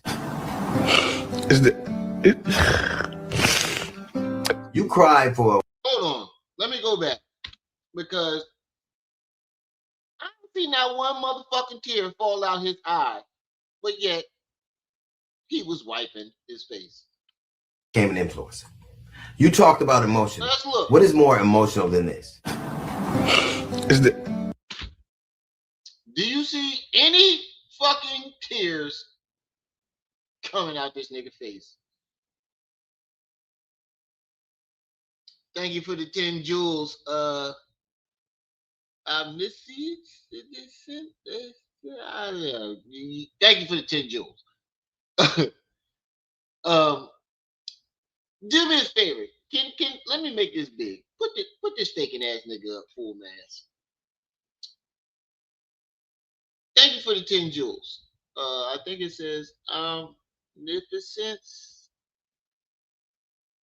I think that's yeah, okay. Thank you for the 10 jewels.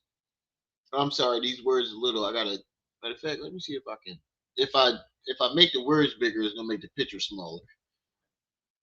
But can anybody see one tear coming out this nigga face?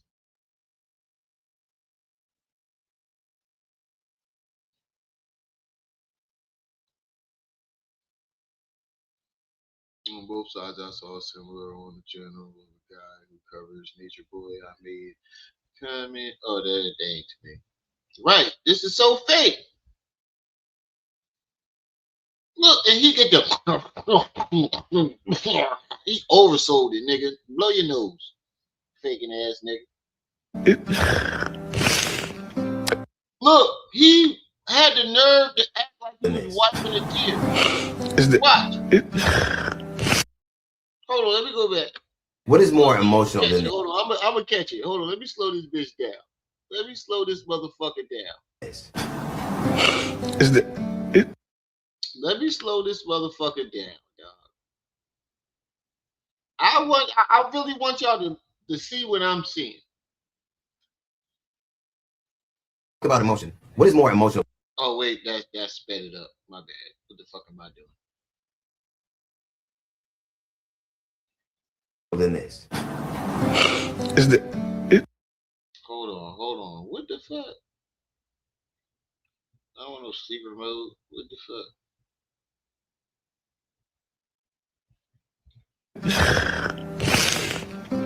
You cried. Y'all gotta see this shit.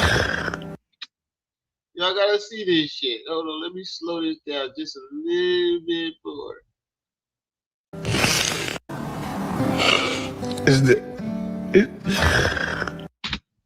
Look, not a drop of motherfucking tears is coming out this nigga. Let me slow it down a little bit more.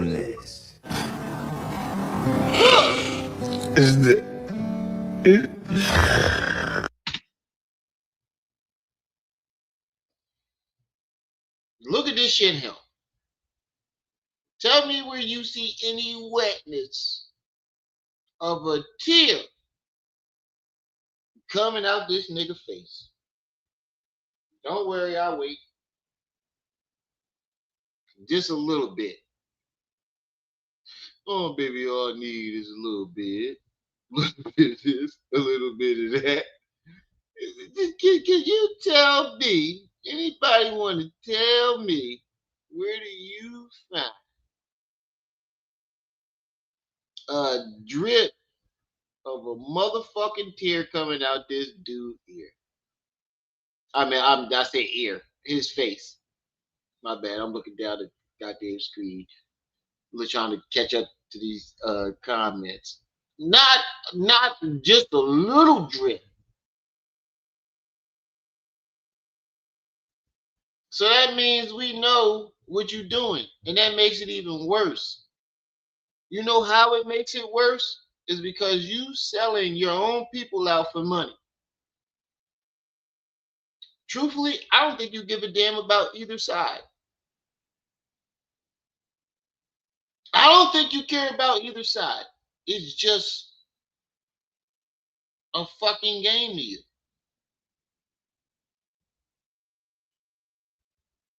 Y'all make sure y'all hitting that like button, but y'all, I'm trying to get back into this algorithm. I know I only go live once a week lately, but I'm trying to get back into this algorithm. I'm trying to push more videos. I will be trying to push some more videos. I definitely got some TikTok videos. I decided to put them on this channel. I'm gonna put them on both channels. That way I can promote the other channel as well.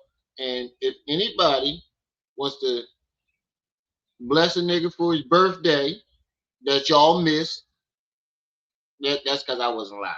But y'all want to bless a nigga for my birthday or help reach the stream goal. The Cash App, PayPal's at the bottom of the chat. But most importantly, just hit the like button. You cried for a white dude who the people didn't even think you worthy to speak at his funeral. You said you wouldn't cry for your son, but you cried for him. That's not emotional about how those boys are innocent. You had proof. Now, I don't know whether they're innocent or not. He said that he told the world that he wouldn't even cry for his own motherfucking son. I don't know what happened there, but I know one conversation with a failed football player and a social media influencer is not the predicate. You don't have any toxicology report. You don't have an autopsy report. You talk about black people acting a fool. Black people are right to be suspicious of a state that took 31 years and 3 trials to prosecute and find guilty the murder of Medgar Evers. Bradley on the other. You talked to them for 2 days and now all of a sudden. Oh my God. Let him cook. Let him cook. Let that nigga cook. I don't know what happened there, but I know one conversation with a failed football player and a social media influencer is not the predicate. You don't have any toxicology report. You don't have an autopsy report. You talked about black people acting a fool.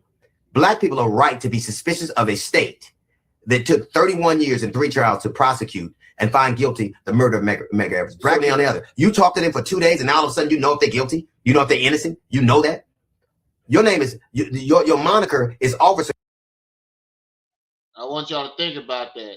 As a detective, as a motherfucking detective, I mean, as an officer, you keep talking to, see, this is the, he think he can use, this is what I mean. He think that he can use police or legal language. Same thing young Pharaoh does, but he doesn't really know the language like Officer Tate because he was actually in law enforcement. He think he can use law language and fool black people. Like we're just gonna just go for that shit. Pro winners, thank you for the $10 birthday cash app. I appreciate that. If anybody else want to send me some birthday love, Cash App, PayPal's at the bottom of the chat. I really appreciate that. We can put it towards the $10 stream goal. If we put it towards that, we already $10 in. But if anybody wants to show any birthday love, Cash App, PayPal's at the bottom of the chat. But most importantly, I want y'all to hit that like button. I mean, thank you, Omnipotent. Thank you for the 100 jewels. I appreciate that. Miss Independent, if you didn't hear me the first time, peace and welcome back. And this is what we're going to be talking about until this story runs cold. We're going to be putting our foot in Officer Hucka-Buck, if they black, I hate them, Tatum, ass. And we're going to be doing TikTok shit. We're going to be bouncing back and forth through new content because, like I told y'all, I'm tired of talking about the same people. So it's time to move on. You know, it's no disrespect to anybody else that's doing what they're doing. That when I was in that sector, you know, keep doing your thing. If it works, it works. I'm just tired of it.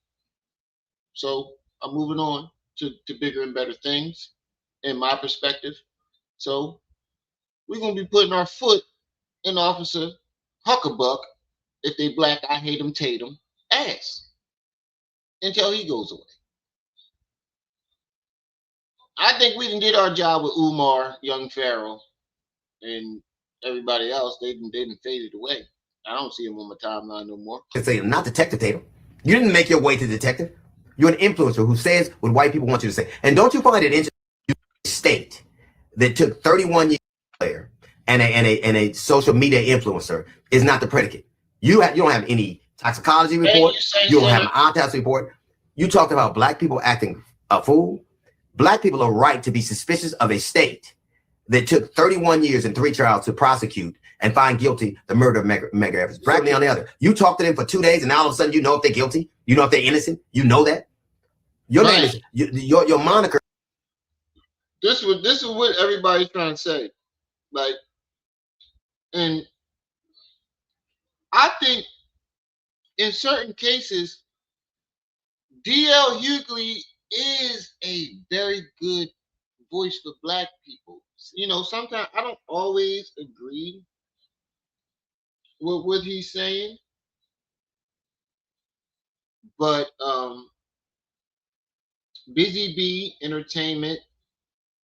Oh, Miss Independent. Thank you for the $40 Cash App for my birthday. I appreciate that. Thank you. Saint Center, thank you for the party hat. I think in certain cases, a lot of cases, not all of them, because sometimes DL doesn't always say things that I agree with. And I don't necessarily oppose him on the things that I agree with because they always kind of hit a certain level with you. But I think overall, D.L. Hughley has been a great voice for the black community for the last decade or so on social media. If you look at his career for the past like 10 years, it's been speaking out for black folks. It has not really been comedy. It's been him voicing the grievances of black people for a while, at least a decade. And I think if we should have, I'd rather have this motherfucker in there except Umar. He ain't asking for no donations. He ain't asking for no, he's asking for change. Whether he is like physically trying to make it happen, I think he's actually a louder voice than Umar. Because he ain't asking us for nothing. He's asking, the only thing I think he asked us for was us to change individually. That's my opinion. I mean, y'all allowed to have y'all's, and I don't fault you for your opinion, but that's just mine. Let me see some of these Etch and Sketch did his lineup. Oh, you talk about Tatum? Yes. DL definitely choose represent. Yo, I ain't gonna lie. Somebody fuck Officer Tatum shit up. I'm just now looking at it. Somebody definitely fucked this shit up. Somebody definitely fucked this shit up. Is Officer Tatum, not Detective Tatum. You didn't make your way to detective. You're an influencer who says what white people want you to say. And don't you find it interesting that they chose to speak to you, and they chose to speak to you for the same reason that you're a conservative, for the same reason Turning Point did, because you're safe. They know you're a black man who'll do what he's told. First of all, D.L. Hughley is not on my level. One point in time, D.L. Hughley used to be the man. Pause. Hold the boat. Hold on for a second, y'all.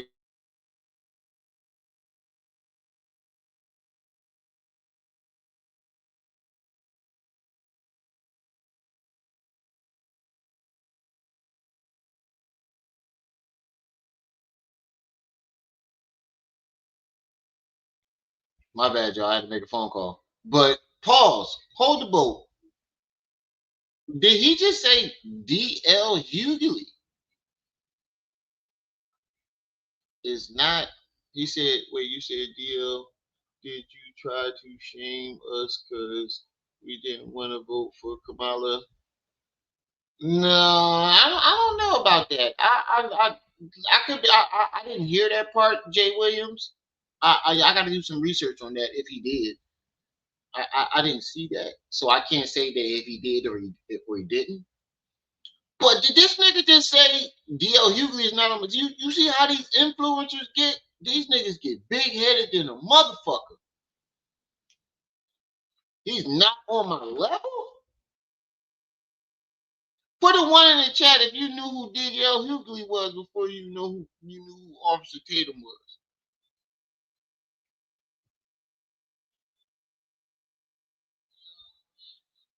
Put a one in the chat if you knew who DL Hughley was way before you knew who Officer Tatum was. Officer Hucka-Buck, if they black, I hate him, Tatum was. Nigga, I barely knew who the fuck you was until a few months ago. I mean, I seen you maybe like a year or two ago on some rape and I ignored you. And then I would see you like in and out throughout the years. Like he was one of them niggas where it was like, yeah, we know. He a buck dancer. Everybody paying attention. Like, tell me if you didn't see him as that. Like, nah. This Nolan Wells case is what's getting you the coverage that you're getting now. Because nobody was paying attention to you. We saw you as another Tommy Sotomayor, Jesse Lee Peterson. We like black folks really did not. We knew of you, but you weren't a factor. To logical thinking black people, you were like the like bootlicking nigga that we see you is now. But now you have our attention.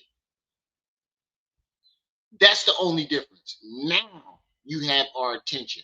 Now, right now. But after this Nolan Wells shit go away, you're going away.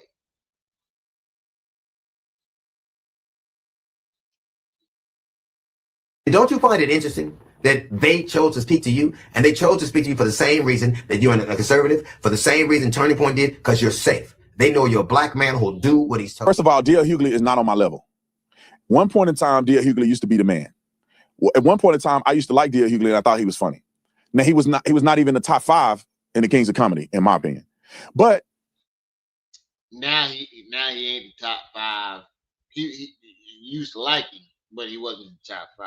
Okay, I get that. One time he wasn't the man, but he ain't the man now.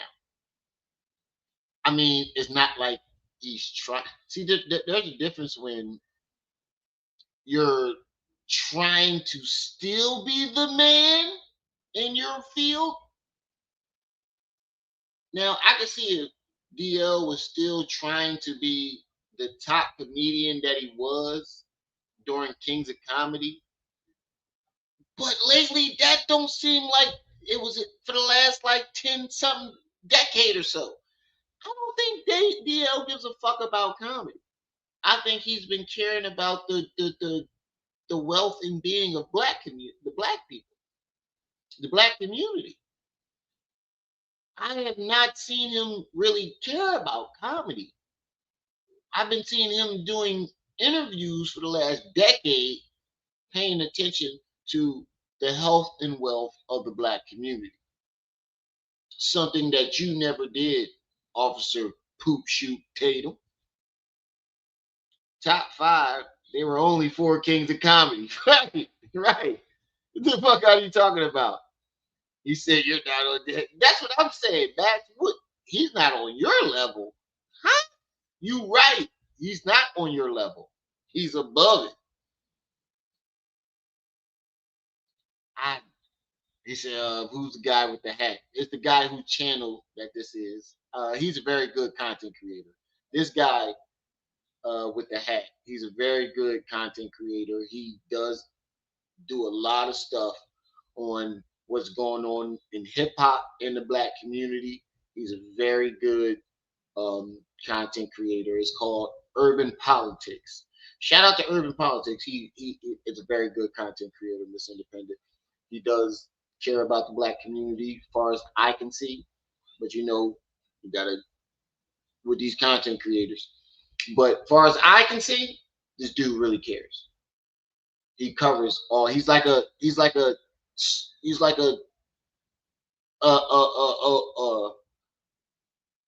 what's his name? Willie D.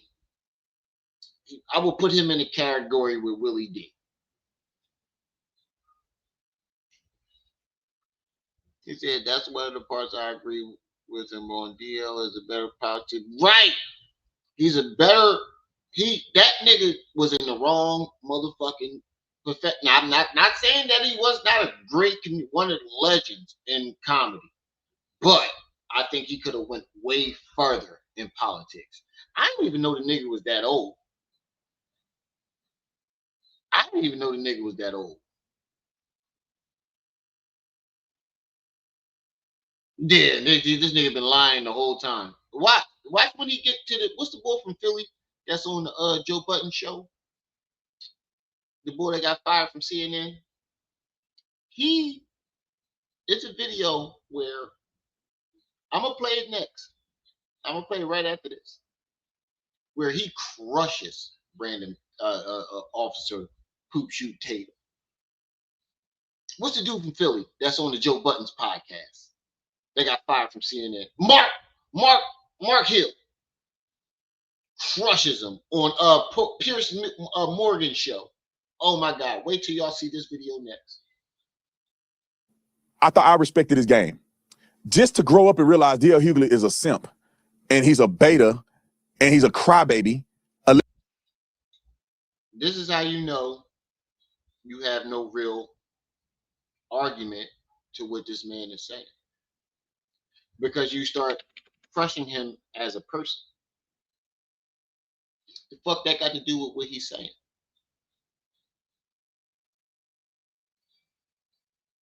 But Hughley is not on my level.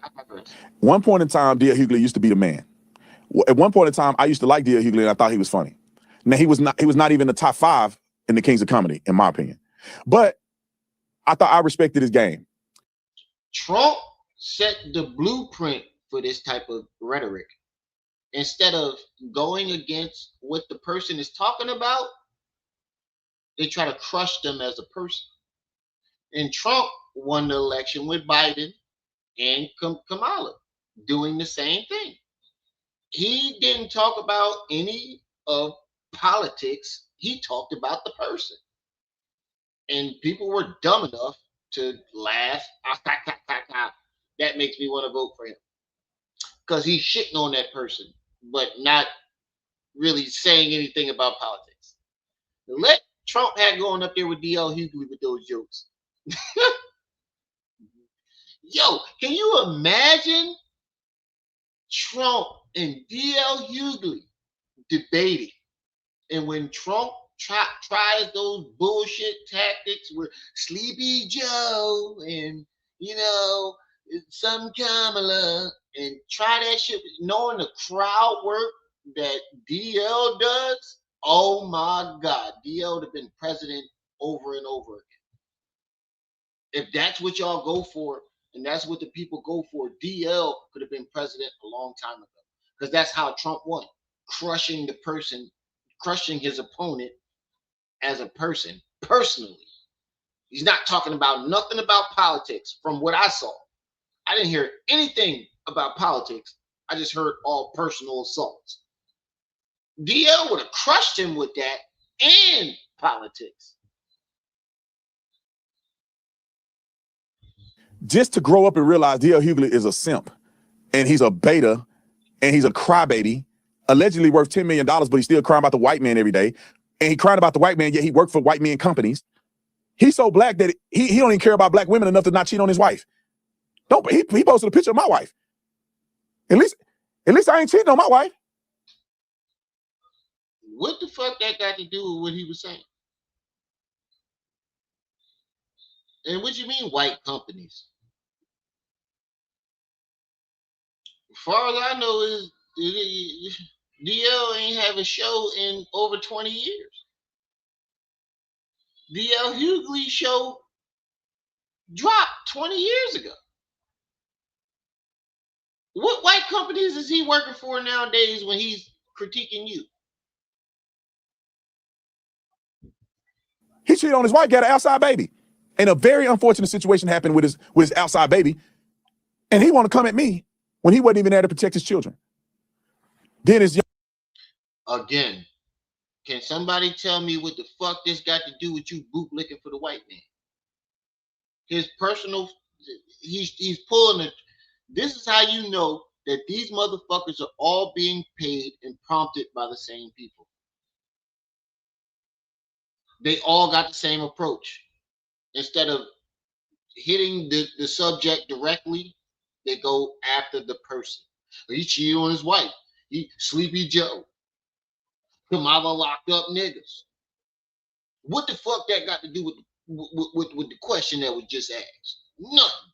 young daughter gets into a sexual situation with a minor, where they both were minors, and she came to her dad in confidence, her black father, in confidence, and said she was being abused and he didn't believe her. Brother, why are you talking about me? Why are you talking about me? You need to be worried about your own household. All the drama I just mentioned with his inner family ain't not one of the suspects in that situation white. A white man didn't cheat on your wife. A white man didn't abuse your daughter. And a white man didn't take the life of your infant child whom you had out of wedlock. Why you were... Again, can anybody tell me what that got to do with a young black man going to a private island with surrounded by white folks and not come back, and then you hear a 911 call with a white girl is screaming, "Oh my God, he's dead! Nolan, wake up!" Distraction, deflection at its best. Married. These are all black people doing this. And D.L. Hughley, that's your stage name. You still going by your stage name, Negro. You ain't even a comedian no more, passing out on stage and stuff. You ain't even funny no more. But you going by D.L. Hughley. Talk about it. He said, I didn't make the team, or I didn't make it to the NFL. Okay. I don't think that's anything somebody can be sad about. And I'm also glad I don't have CTE either. Hold on, pause. You mean to tell me when that draft hit and they didn't call your name, you wasn't sad about it? Get the fuck out of here, nigga. Come on, nigga.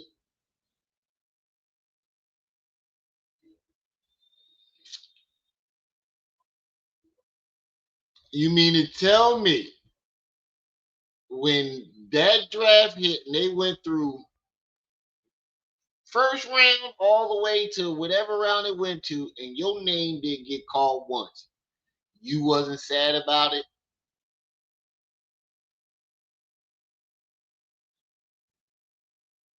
You better be careful there, little buddy. That's not to be sad. Get the fuck out of here, dog. If I go D1 and I'm good enough to enter the draft and I don't get drafted, oh, that's nothing to be sad about. That's exactly why you went to be a cop and started arresting niggas. So it's not all bad. You was mad. You would never make it. You only make it college. You were in high school. Little beta male talking about it. Then I became a cop. What did I do as a cop? I protected black people with my life. D.L. Hughley is telling jokes. Oh, yo, it's Big Ant. I want to run that back real quick. I want to run that back real quick. Little beta male talking about it. Then I became a cop. What did I do as a cop? I protected black people with my life. Then I became a cop. What did I do as a cop? I protected black people with my life. Then I became a cop. What did I do as a cop? I protected black people with my life. Then I became a cop. What did I do as a cop? I protected black people with my life. So let me get this straight. Officer Poop Shoot Tatum. Officer Hucka-Buck. If he black, I don't give a fuck. I hate him, Tatum. You mean to tell me that you put your badge on, put your gun on every single day, to go out there and put your life at risk for black folks, then take that protection off to go out and risk your life for white folks.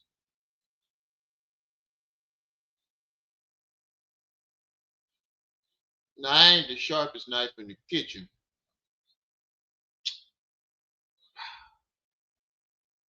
That just sounds very dumb. You mean your life is more in danger now that you're not a cop out here jumping out the window for white folks? But you mean to tell me when you had the protection, you was out there jumping out the get the fuck out of here, dog? Who you think you talking to? Leah, what's up? Nigga, what? And you went to risk your life for black folks, but take the badge and the protection off and go jump out the window for white folks. Now, we know you a coon and a bootlicker, but you ain't lose your black sense of reason. There ain't no nigga going out there doing that. Come on, bro. I don't give a fuck with that. Uncle Ruckus wouldn't even do no shit like that. Get the fuck out of here, dog. I guarantee if you go look at his arrest record, if we can find that, I put my paycheck on it that he arrested way more black people than he did white folks. I can put my paycheck on that one. I guarantee it. There will be way more black folks on his arrest record than there is black folks. You mean to tell me you put the badge and gun and the protection on to go out there to risk your life for black folks and take it off just to go defend white folks? No, you can miss me with that, player. You can miss me with that one.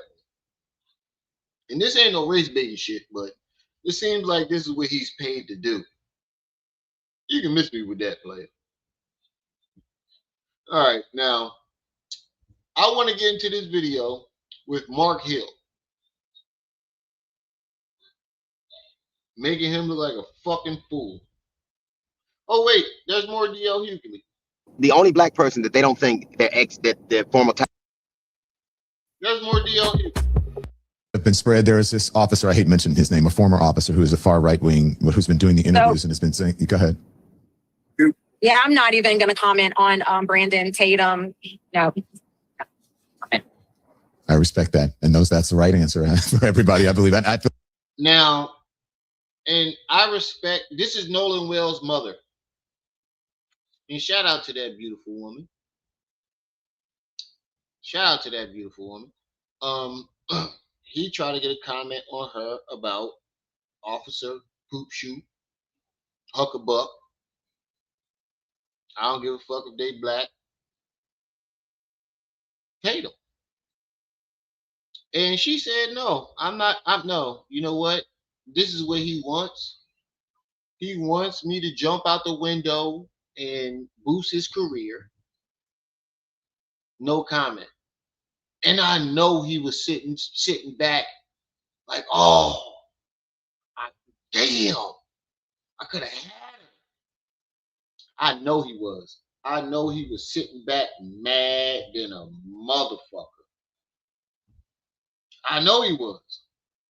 Because he thought that he was going to give her, he was going to race bait this woman into jumping out the window, being mad, and saying some stuff that's going to throw her case off, that case off. This is what they want. And this is what he's there for. Get a black man to go out there and act a fool and get her or her father or Nolan's father to say some stuff that's going to make them look bad. And she was very smart by shutting the fuck up and not saying nothing. Ask Dr. G to do a body language analysis on. Yeah, right. Brandon Tatum will remind me of that black cop. Yes, I said that the same thing, Cecilia.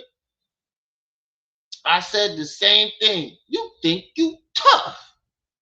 I hate black pepper. Most of all, I hate Whoopi Goldberg's lips. I hate the back of Forrest Whitaker's neck. No. From Tatum's hairline. Yes, good for her. Despite they are not letting the right, exactly. That's what I think that's what Brandon Tatum was planning to do. He was to get her out of her off her spot. He was planted there to get her and the family to react a certain way, and it didn't work. But you know how they work.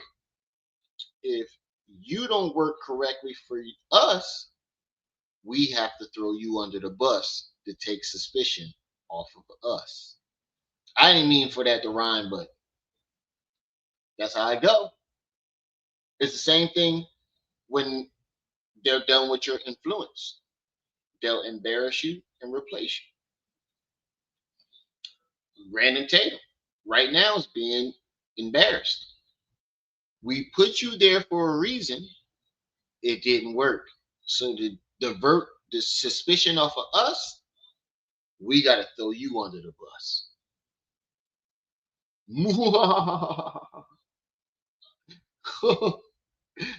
Dr. Evil on this nigga. They Dr. Evil on that nigga. It didn't work, Brandon. So you know what comes with this. They probably called him up. Yeah, Brandon. Yes. Yeah, she didn't say what we wanted her to say. So I'm sorry, bro. We got to throw you under the bus. Oh no. Well, you enjoy your retirement. We can send you $2 million. Take that couple million and disappear. You can always come back in a few years, hopefully. But you'll be all right. Just take that $2 million. Go to the Hawaii somewhere where black folks ain't, because they gonna fuck you up. But take care. Click. That's exactly what they did to that nigga. And that's why he's pushing out all these videos. Oh, I exposed Don Lennon. Oh, I exposed D.L. Hughley. Oh, I exposed. No, you got exposed, nigga. You can't combat the system. It's over. You didn't do your job. You hear me, Mr. Tatum? Talking to you. You didn't do your job. You couldn't get her out her square. You couldn't get the family. You couldn't knock the family out their square. So you gotta go. It was nice working with you, but you gotta go. Oh man, imagine that's the only. He said, "I'm a rapper now." I've been a rapper. Well, I retired about like 10 years ago, but I can picture that phone call. Yeah, Mr. Tatum. Yes, we wired you the money, and we just want to say it was nice working with you. What you mean it was nice working with you? Well, you didn't do what we need you to do. We needed you to get the family out there square and act a fool and scramble the case, and you didn't quite meet the mark. Well, I did everything you told me to do. I know, but things didn't turn out as planned. At least we held our end of the bargain. We sent you the money. Maybe you should go retire somewhere. So where black folks aren't. Good luck to you though. Bye. Wait. I was. Yeah. Get him out of here. I see the skater coming down over him. Like, right. They gonna throw him all the way under the bus. Watch. Brandon Tatum was getting his yik yuck by a tranny in Las Vegas. Brandon Tatum's white wife is leaving him. You heard it here first, y'all. Don't forget where y'all heard this shit. He did not do his job. They getting rid of that. This is his what they call, what Hassan Campbell like to call it, a humiliation ritual. But usually a humiliation ritual is them initiating you in that motherfucker. They sacrificing this nigga. There's two types of those joints. A humiliation ritual where they initiating you, and one where they're sacrificing you to the wolves. And that nigga getting thrown into the wolves. I respect that. And that's the right answer for everybody, I believe. And I feel like, because I mentioned him, I'm like, why did I even mention him? Because he doesn't deserve a platform. No, he does not. Okay, so I can understand why the mom doesn't want to. But DL, you had some choice words for him. Why is that? Well, I think he's indicative of the unremarkable black man that the right adores. They pick black men like they pick dogs, things that make them comfortable. I think Brandon Tatum was an officer. He was a failed football player. That didn't work out. He was an officer in Tucson for 6 years. That didn't work out, and now he's an influencer. And I think what his stock and trade seems to be is no matter what black person is involved with what, to automatically take the other side. I've heard him denigrate Harriet Tubman. I've heard him denigrate Rosa Parks. And so this is par for the course. And I think the sad thing about a man like him is they make you keep your title, like whether you're Sheriff Clark or whether you're Colonel Moore, Adams, or whether you're, they always make you keep your title as if it gives you more gravitas. That's a fact. That is a fact. This nigga ain't been an officer in how long? Why the fuck are we calling him Officer Tatum? Where the fuck did I put my? Oh, there it is.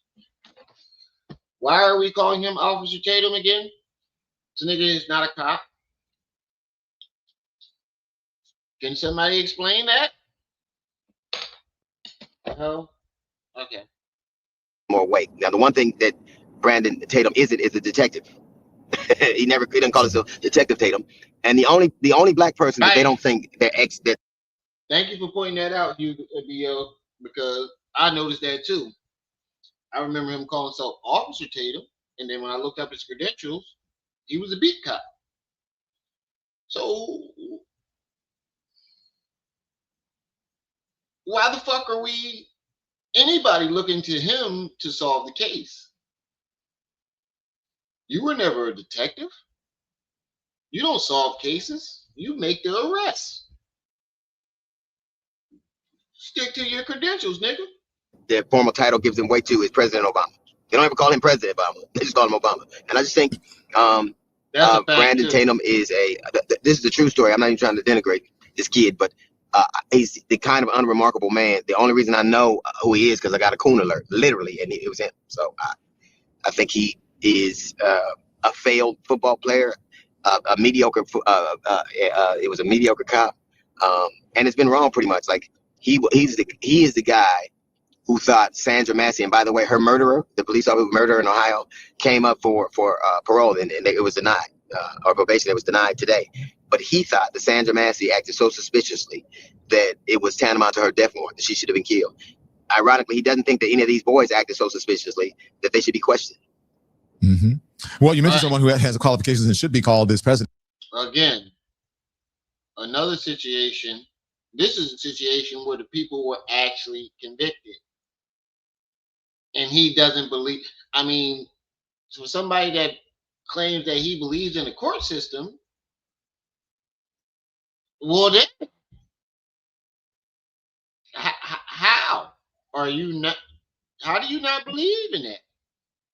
They were convicted, tried and convicted, and you still saying these motherfuckers that wasn't suspicious?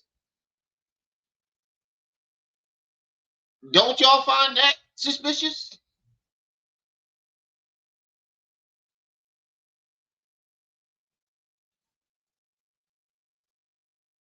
He's a paid plant. Than Obama, but when they call him, you're right, they don't say president. Either say Obama or Barack Hussein Obama, right? They make sure to put the emphasis on Hussein. Let's talk about that word, because I said, as I responded to him, my response to him was, some things just fall in your lap. I don't even have to deal with it because my friend D.L. Hughley has dealt with it on Uncertain, and I played your response. But the word that you said that you got that coon alert is what I've been hearing from a lot of people, and not just black people. And I said, I don't think he even sees himself, or maybe he does and he doesn't care, DL. Well, here's the thing. It's always somebody in the road. He'll go the same road as Candace Owens or Larry Elder or Armstrong Williams. You never see that they don't have a long shelf life because they all repeat the same things. Their job is to, I call them fabuloso because all they do is take the stench of white people's races. So they should call them niggeloso. I just think that their career will age like. He said we should call him niggeloso. Fact. It's one thing for you to take the stench off of white crimes and what they do. Okay. Even though that's a very far reach. But you don't even do it for your own. You actually put the stench on your own people. And you think, nope. See, people are waking up every day. And I think we are waking up at alarming rates. And to where this game is not running. And you can't run this shit on us no more. It's not working. We're not going for it no more. And it seems like the only voice we have is on the internet. That's why all these TikTok channels are popping up. That's why all these YouTube pet channels are popping up, because we can't say it in society, but we can definitely come on this motherfucker and speak our minds. Avocado, because their stock and trade is being able to say is to give credence to white lies. And I think for a man that doesn't, the only time that man thinks that racism is involved is when somebody says something he thinks is racist, or if it's racist towards him. So either it doesn't exist or it does. Right. No one is saying, by the way, we couldn't know what happened to that young man, but I do know this, that black people are right. And I definitely noticed that too. I'm sorry, I don't mean to keep stopping the video, but I do notice that too. Whenever you clearly see a racist situation, he always claimed that black people are playing the race card. But when it pertains to white folks or him, like when DL put up his wife, the race, everybody, black folks is just racist. Diabolical. Right to be suspicious of Mississippi. They're right to be suspicious of Mississippi. It took 31 years for Medgar Evers, killers to be brought to justice. It took, they've been systematically poisoning the black people of Jackson, Mississippi since the 60s through their water supply. A 1-year-old boy was killed not even a month and a half ago, and we don't know what happened there. There were 215 black men that were discovered in a pauper's grave behind a sheriff department in Mississippi in 2025. There was a FedEx driver that was shot at by a father and a son, and the judge dismissed the case in 2025 without prejudice. As a matter of fact, Mississippi just abolished slavery within the last 15 years. So we're right to be suspicious of people who are dubious when it comes to black lives. Mm-hmm. And it's suspicious of the system they operate in. And you said it's not to say that those young men did anything, but you're talking about the state of Mississippi and the history. And the history will show you, right, determines partially and a lot in many ways the present. Yes, I don't think that Mississippi has an interest in improving or disassociating itself from that image because they're acting so familiar. I don't think anybody. I think the only reason we know anything is because black people hadn't let it go. I think you because Ben Crump and Al Sharpton are there, brought a lot of attention to it. I think you had the black woman in Texas who scrubbed the audio so we could hear what they were saying to Nolan. I think the mother and her sister had to find his phone. So black people have done the leg and detective work, keeping this in the forefront. You really trying to tell me that Mississippi, that if there weren't so much attention brought to this, that they would be acting with any level of alacrity? They would. I firmly believe it. And the one thing, I don't know whether those boys had anything to do with that or not, but I think the problem that I'm having, and I think a lot of people having, I don't know who did what to who, but I know there was not one friend in the bunch. Not one person was a friend. Not one was a friend. Yeah, they called themselves teammates. They called themselves, they can call it. Not a one motherfucking friend. Say it, that nigga sold out. All right, because we're running out of time. I want to get to this last video that I was talking about with Mark Hill. Oh my God. Oh shit. Godfrey has something to say too. Let me get into Godfrey real quick. In a new Instagram video, Godfrey has doubled down on his criticism of Brandon Tatum following comments he made last week on In Godfrey We Trust about Tatum's coverage of the Nolan Welsh tragedy. And some you already know how Godfrey get down when it comes to this shit. I fucks with him and DL. These niggas do not shy away from calling this shit out, and we need more of this. I don't give a fuck what they say, dog. When you see this shit, call it out. And I am not saying just black folks, because I can show you videos where white people are calling this shit out now too. It's not just us. It's white people waking up and seeing that, oh shit, these motherfuckers ain't lying. It's white people waking up saying this shit too. So I'm not going to sit here and say that they all bad, because it's white folks waking these niggas up. Say in Philadelphia, do you really think they care about criminals? The paid off Democratic black mayor. Philadelphia, stop voting Democrats. You fucked it. Yeah, Cecilia. Yes. I believe my city should stop doing that too. But back to what I was saying. White folks are waking up too. I can show you videos after the Nolan Wells joint. I can show you videos where white folks were saying, "Hey, listen, black folks, I'm gonna need y'all to stop hanging with us by yourself, or stop hanging with us, period." And she said, even though I'm a good person, I wouldn't recommend you hang by yourself with me too, because of what's going on. Now, I don't know what the fuck that mean, but that's what's going on. Sasha, what's up, sis? Hey.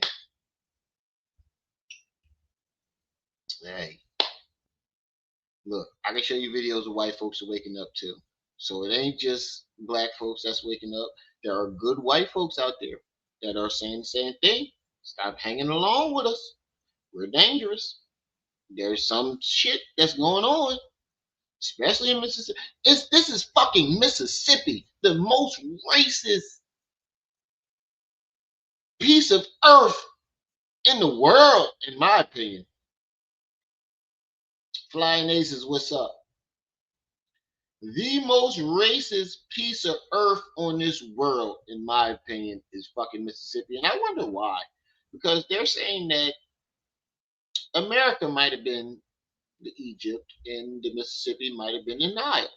Now, I wonder if that was true, why would they hate black folks so much in that particular region?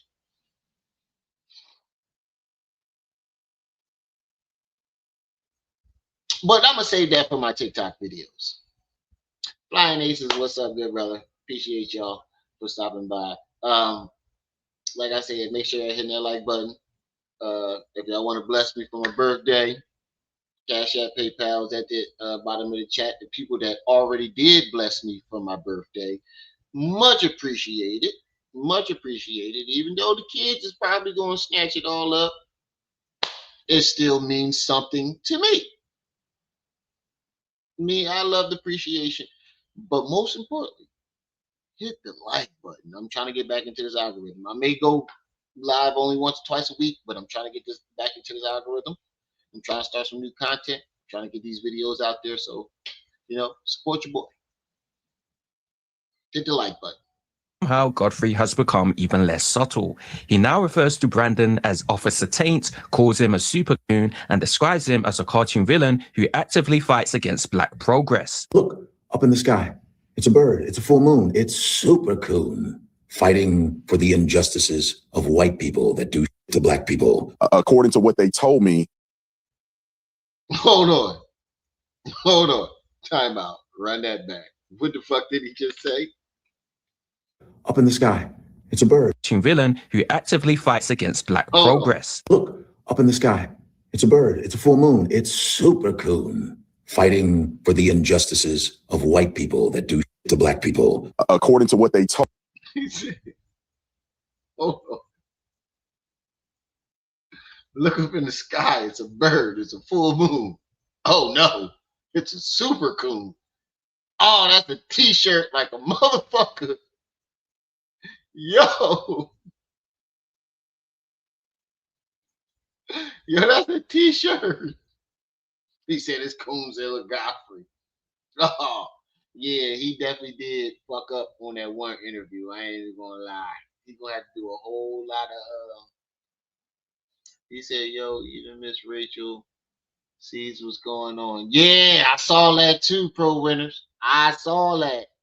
Because my kids like to watch her. I saw that shit too. Um but Max, definitely after Sasha, thank you for the $5 for my birthday. I appreciate that. What was I about to say back? Yes, definitely after that interview with the British dude, and then when he went bonkers, he's definitely gonna have to do a lot of more of this content like this. That's all I'm gonna say. He's gonna have to do a lot more content like this after that shit. Because when I saw it, I was like, oh no, Godfrey. It's not like he said anything wrong in the interview. It's what he didn't say. And but you got to remember, Godfrey is African, so you got to give him some kind of leeway there. But when he went bonkers in the live stream after that, yeah, that's where it was just like, okay, bro, what side is you on?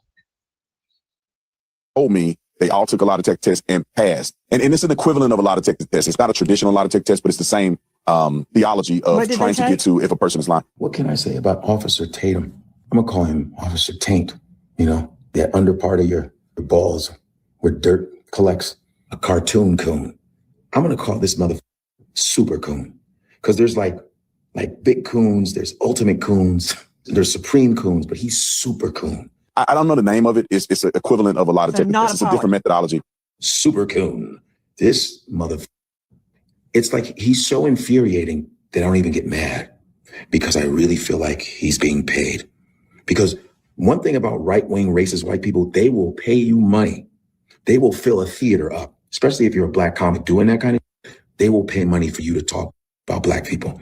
That's lucrative. In Godfrey's view, Tatum is not simply a black conservative with different opinions. He is someone whose entire career depends on defending the people and institutions that harm black communities. Godfrey compares him to the black figures historically used to undermine organizations such as the Black Panthers and the NAACP. Yeah, I don't believe it was a polygraph test. I believe they took other stressors in order to analyze. So then the answer to did they take a polygraph would be no. I don't even think he believes what he's saying. It's always the people that didn't experience slavery that make stupid comments like that. You know, the free Negroes have the nerve to say like that, which is so irresponsible to me and insane because these motherfuckers have like PTSD, post-sellout disorder. Yeah, post-traumatic sellout disorder. That's what they have.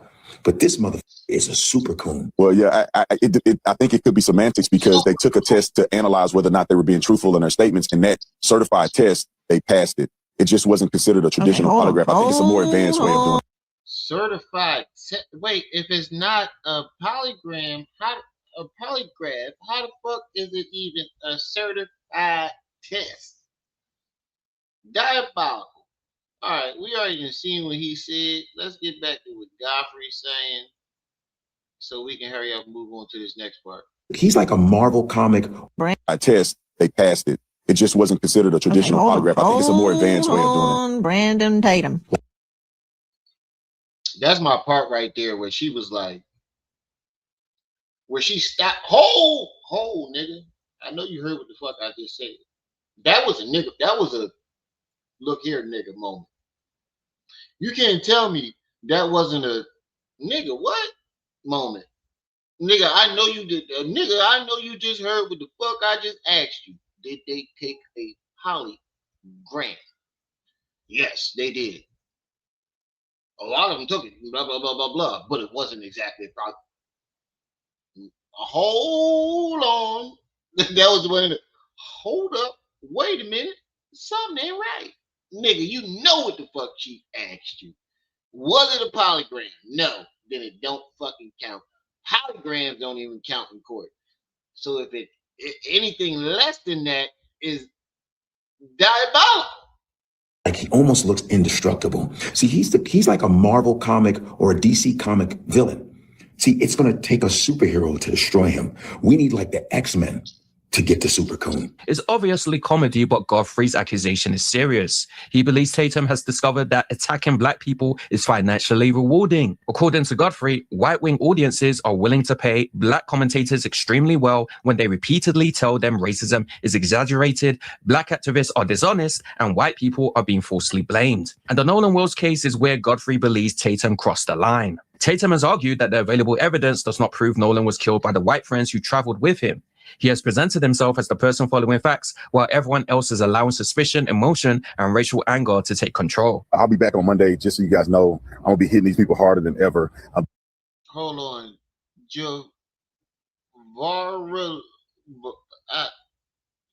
Your name on the screen. I don't want to butcher your name. Javari Elias? I think that's it. 2301. I think that's how. Peace and welcome, bro. Peace and welcome. Peace and welcome. Say, yo, Rim, did you see the video also Tatum getting out of the debate by the college students? It's out debated by college students? No, I did not see that. Put it in the chat. Hold on. Hold on.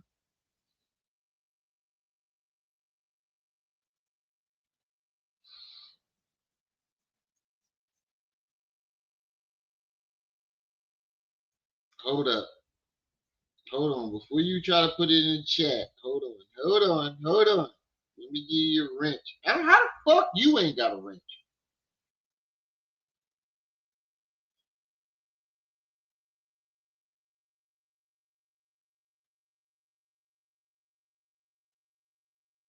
Put the link in the chat ASAP, pro winners. Diabolical. I gotta see that. Because they're out here lying and being deceptive, and the truth will always prevail. So shout out to y'all. And I want this to be a lesson for everybody that's watching. When you get people that hate on you and lie on you and make these crazy videos claiming all kinds of nonsensical things, that mean you're doing something right. And I want. Yeah, whatever, nigga. Now let's watch you get fucking demolished by what's a face? Lamont Hill. A family is your host with the most finding Nemo, aka I need more ammo. Mr. Take a shot from Big Shot Ammunitions is in the building. And today we got another one. Yes, I did have to pull out the maize and blue joints. Yep, I did have to go maize and blue with the wires today. Yes, these are Cartier frames, the wires, and then we in Paris today, people. Hey, bro, I fucks with your channel. I fucks with your channel, but at what point did we have to know that you had Cartier? Who the fuck? Who the fuck is asking what type of glasses you got? Bro, I fucks with your channel so heavy. I love your analysis. I love that you are a gun instructor and you got, you legit. I see the bullet casings in the back and all that. But nigga, you sound like one of them niggas. You remember in high school, you probably get some new jewelry or something like that. And you just walking around like this, or you get a new watch, so you got to walk around like this all day. Hey, dog, I like your watch. This is nothing, dog. I was just, this is nothing. I had this for a while, I just felt like rocking it.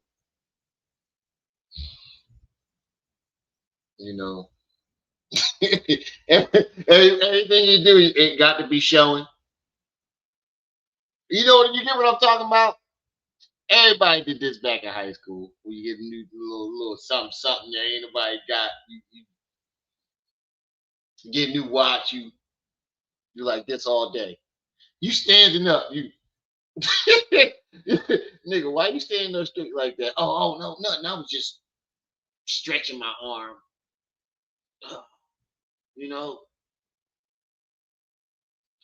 A little tweak in my elbow. Come on, what was the point of that? Can somebody tell me, bro? I ain't trying to play this nigga, but come on, man, you too old for that shit, dog. For real. That's like me coming on here. If I get a new charm on my necklace, I start to live out like this. Oh yeah, yeah, man, I just had to throw this joint. Ain't nobody asked me in the chat. Hey, yo, yeah, I just do this joint real quick. Yeah, this stuff. You already know. You already know. I just had to, Bro, what the fuck? Ain't nobody asked you that shit. I ain't even hating no, bro. I just had to point that out, bro. What is you doing? You too old for that shit, bro. For real. But hey, bro, get your hustle on. Look how you do it. Watch how you do it. It's in the building. And today we got another one. And yes, I did have to pull out the amazing blue joints. Look. This nigga said, and today we got another. Yes, I had to just pull out the Cartiers and how you go from introducing what the video is to yes, I had to pull the Cartiers out, blah blah, bro.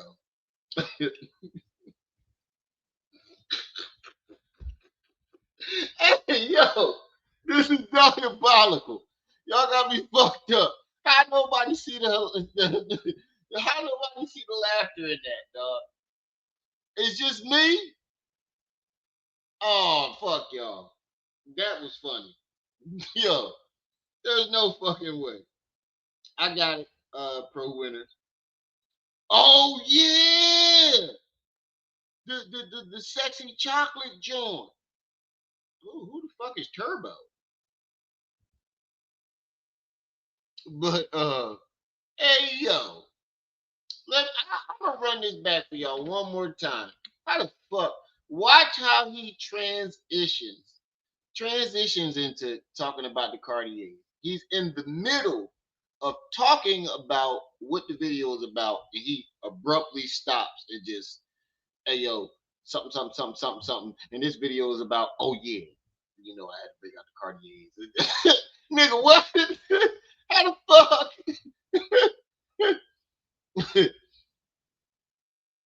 Yeah. Hey Sasha, what the fuck is going on here? Hey Max, bro, am I tripping? Watch what he do. Watch what he do. Let me see if I can take myself out of this. No, that's me. Let me take myself out of this. And I'll let him speak for himself. Watch what he do.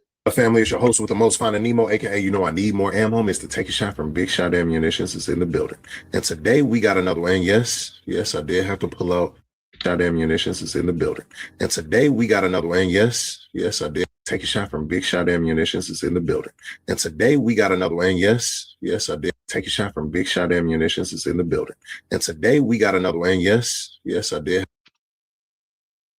have to pull out the maize and blue joints. Yep, I did have to go maize and blue with the wires today. Yes, these are Cartier frames, the wires, and then on.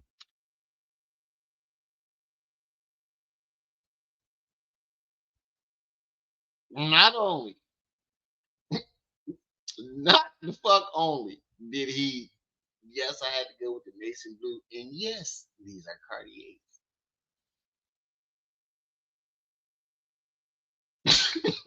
Hey, bro, if you see this video, listen, bro, I promise you, this is not trying to like clown you, but you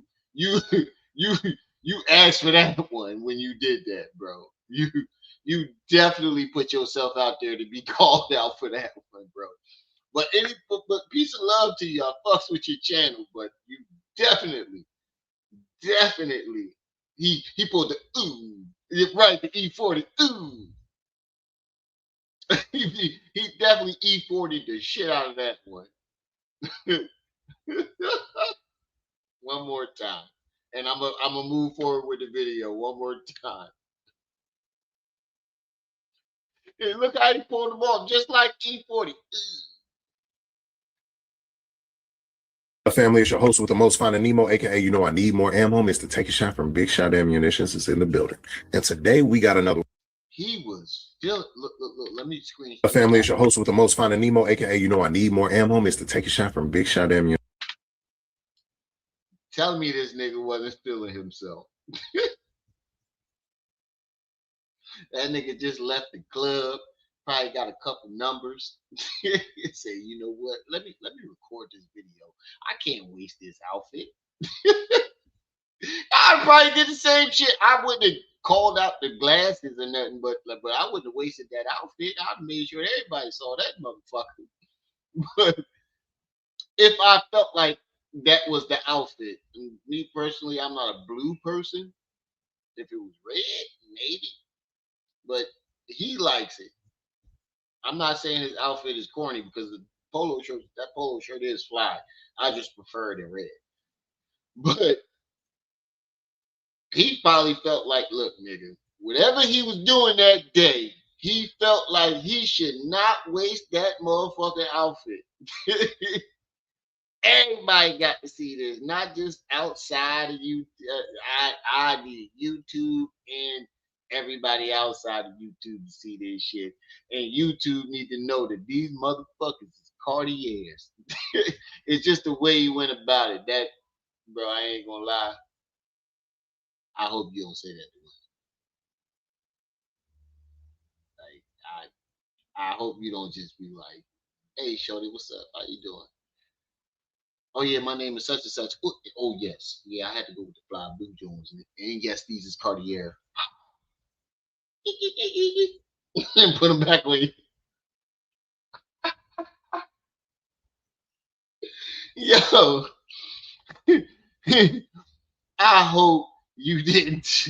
I hope you don't walk up to no women and do shit like that. Bro, look, like I said, I fucks with your channel, bro.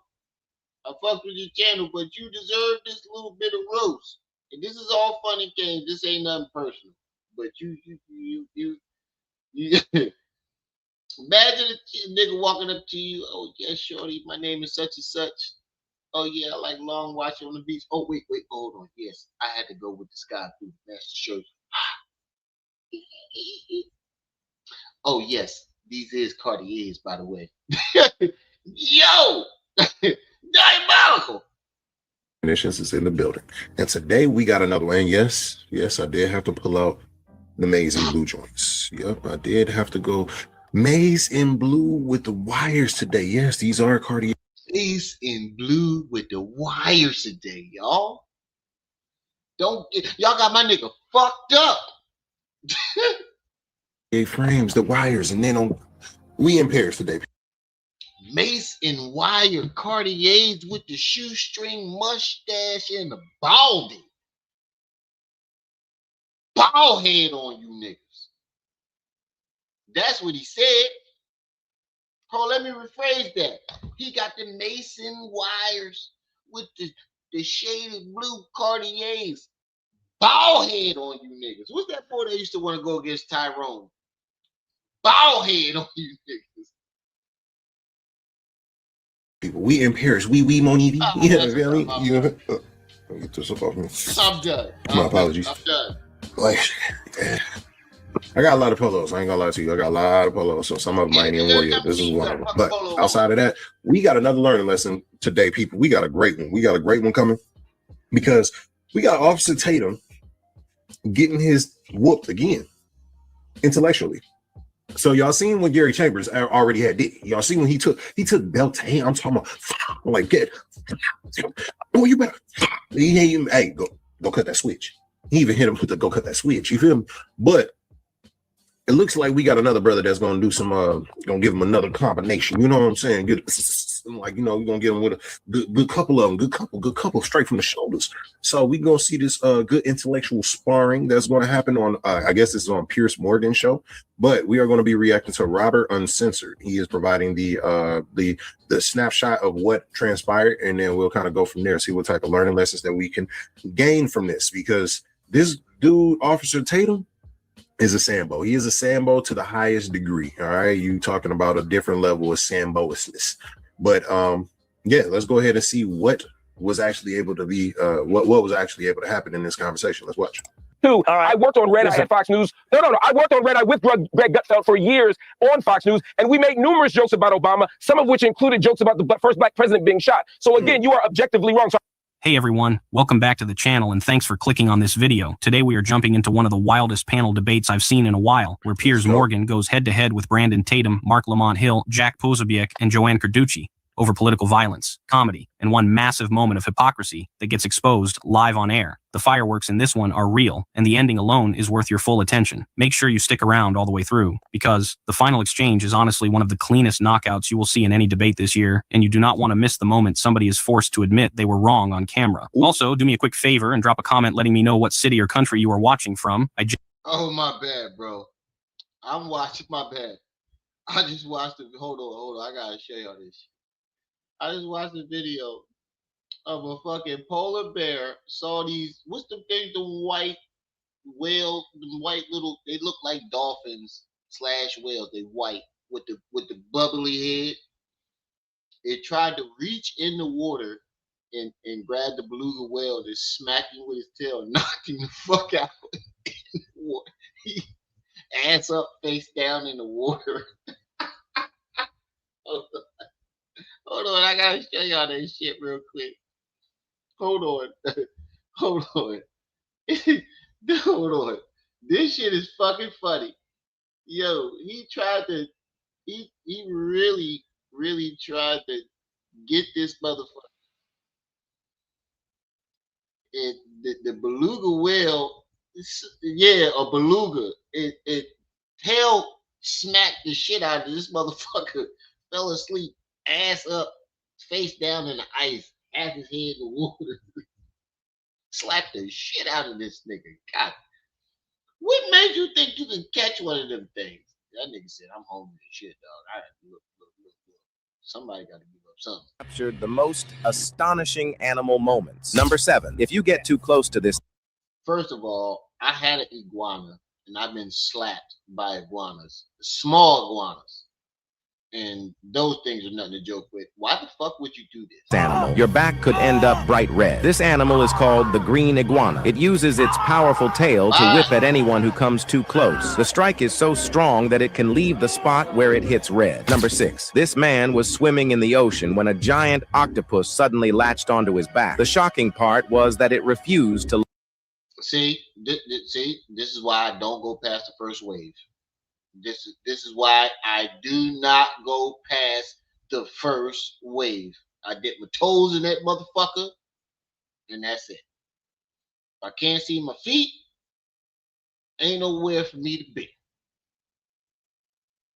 Let go. The octopus held on so tightly that removing it became extremely difficult. Number 5, a rope had become tangled around this bird's neck, preventing it from flying properly. Then a man noticed the bird, carefully caught it, removed the rope from its neck, and finally set it free. Number 4, this zebra unknowingly walked. Now watch this dumbass zebra. This motherfucker walked over to the motherfucker getting ate. Watch the lion. Right toward a lion and became its next target. The lion was already guarding its previous kill. As soon as the zebra passed by, the lion spotted it and pounced in an instant. Now he got 2. He feeding both prides. Now watch this shit here. This next one. Watch this shit here. 3, an osprey caught a massive fish, but it was so heavy that the bird couldn't take off. After a long struggle, the osprey finally managed to lift the fish into the air and flew away with its cat. With a smaller fish. Number 2, a polar bear was standing along Look at this stupid motherfucker here.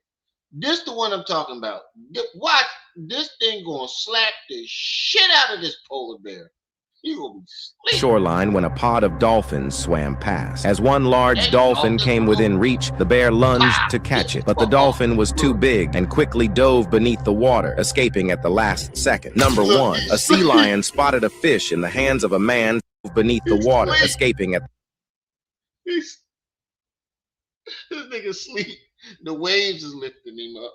That's why his head lifted, because the waves from him being slapped lifted his head up. That's the only reason.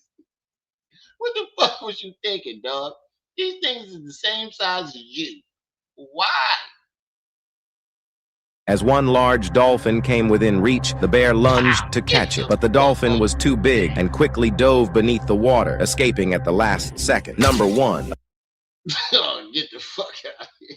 A sea lion spotted a fish in the hands of a man standing above the water. It suddenly launched itself out of the water, snatched the fish right out of the man's hands, and splashed back into the water. It all happened.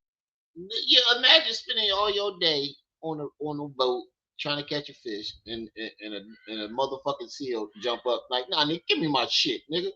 Everybody tell y'all to come out here. This is my food. Yo, this is the type of shit I'll be watching and make me laugh. But I'm gonna get into about that. I just want to show y'all a preview of that shit, of what I'm gonna be doing. No, I got a lot more other shit. It's going to be UFOs, reptilians, underground cities, you name it. There's a whole lot of shit I'm going to be doing. But let's get back. I just wanted to show y'all that bear thing made me laugh because he slapped the shit out of that bear. Whole white girl. I want y'all to look at this white girl face. Hold on.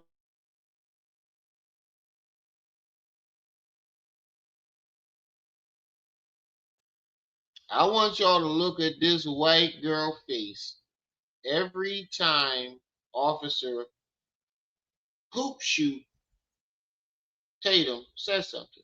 I want y'all to keep y'all focused on this white girl. Every time he says something. Watch the white girl in the middle. Let me put it up full mask. Watch the white girl in the middle. Genuinely love seeing where everyone tunes in from across the world. All right. Same thing. Y'all make sure y'all do that on this side as well. But hey, I shout out to Robert Unsis. I like that. I like that, bro. He's just giving us the information. Let's get straight into it. Brandon, I have to say, when Ilhan Omar was sprayed at a recent event with an unknown substance, you said this. Let's take a look.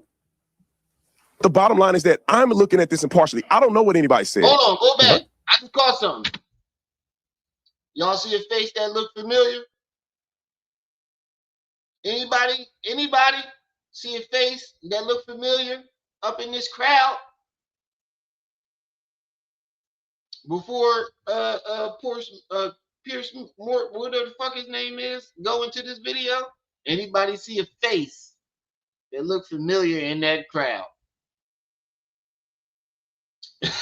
Anybody see a face that look familiar in that crowd?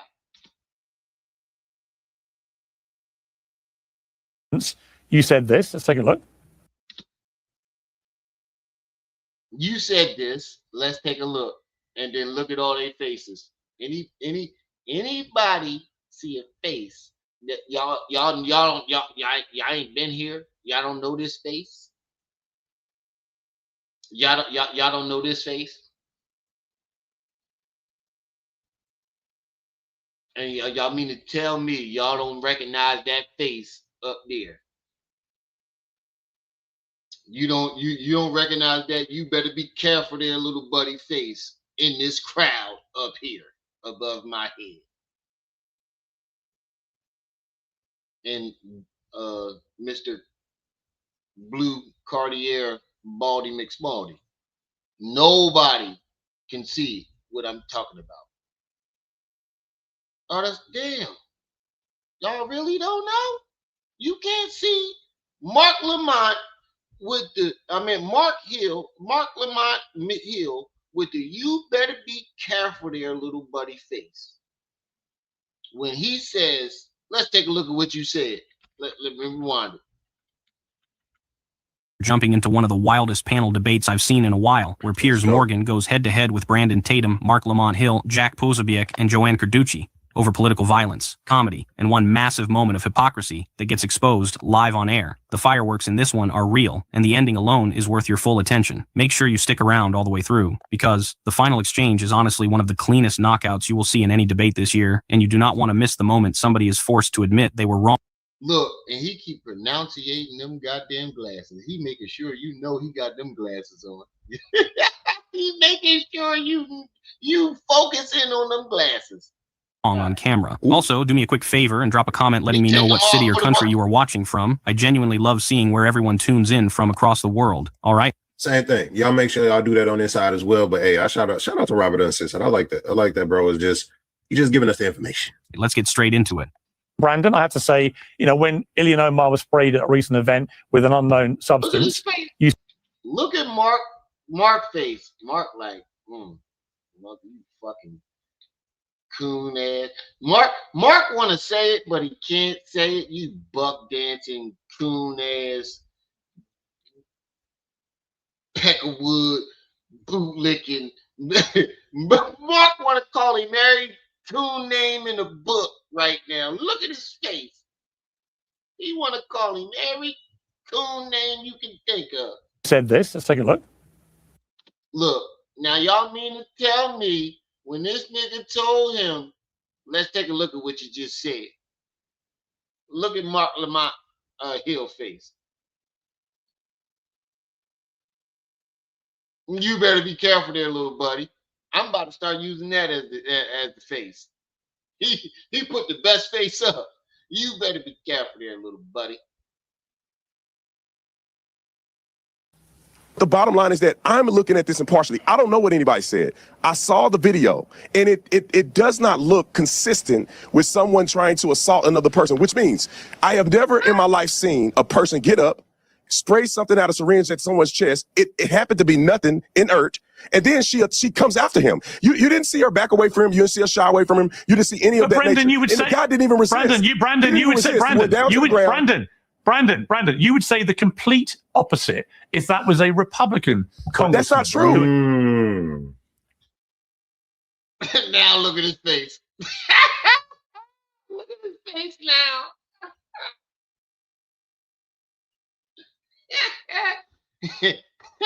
Look at the white girl face.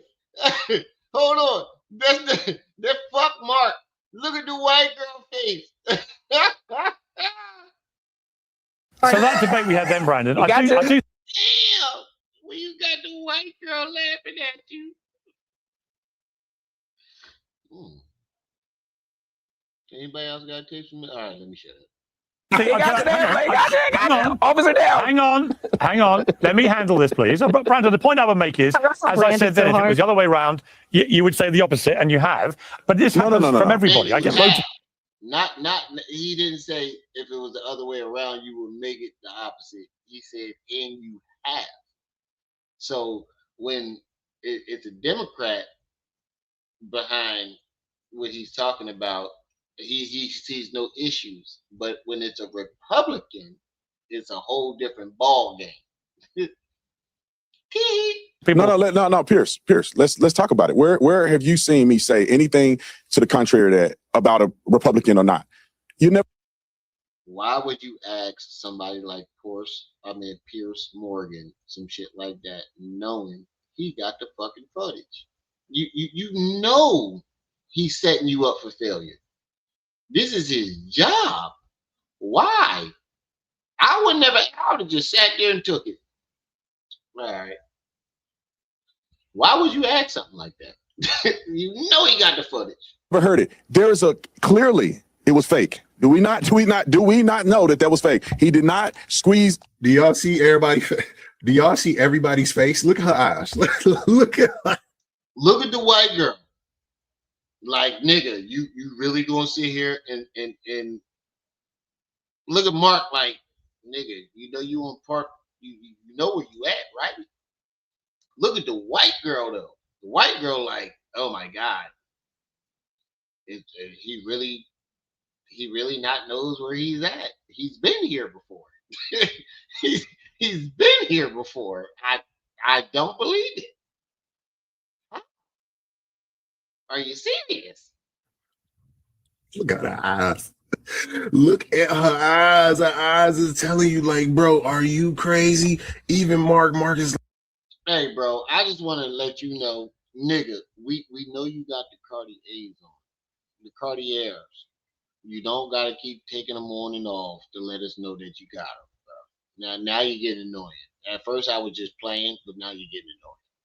But like I said, I like your channel. I'm a big fan. Well, I wouldn't call it a big fan. I'm a big supporter. We know you got Cartiers on, nigga. There's no need to keep taking them on and off to let us know to bring focus on the glasses. We know, nigga. We heard you.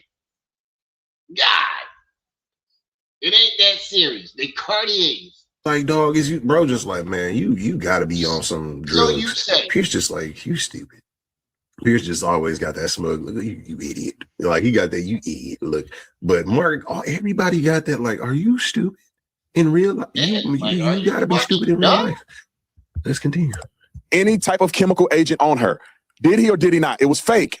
I knew it was fake when I saw it. What do you mean? You said when did I know it? Fake. Because you can see that it's fake. Listen, I have done investigations. Let me explain. I'll let you talk, young lady. Hold on a second. I have done investigations so many times in my career. I've investigated violent crimes. I've looked at surveillance videos. I've done this media. You investigated, nigga. You was a motherfucking beat cop. You do the very minimum of investigating. You do what happened reactions and then pass it on to the real investigator. I'm not going to sit here and act like I know how police work actually works, but I could have sworn that's how it go, right?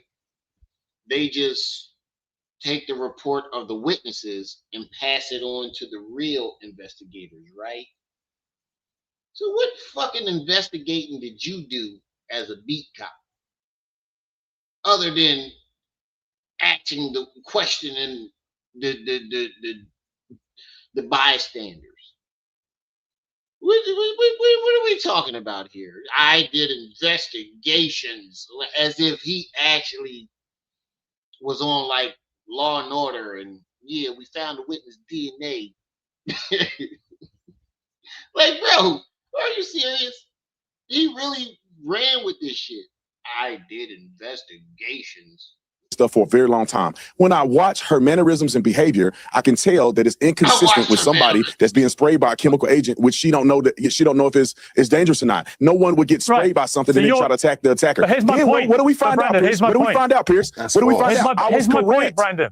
I was correct. Brandon, here's my point. Here's my point. We didn't find that out. Your natural reaction. Wait a minute. Wait a minute. He admitted that it was not. It was like a sugar water. She didn't know what it was.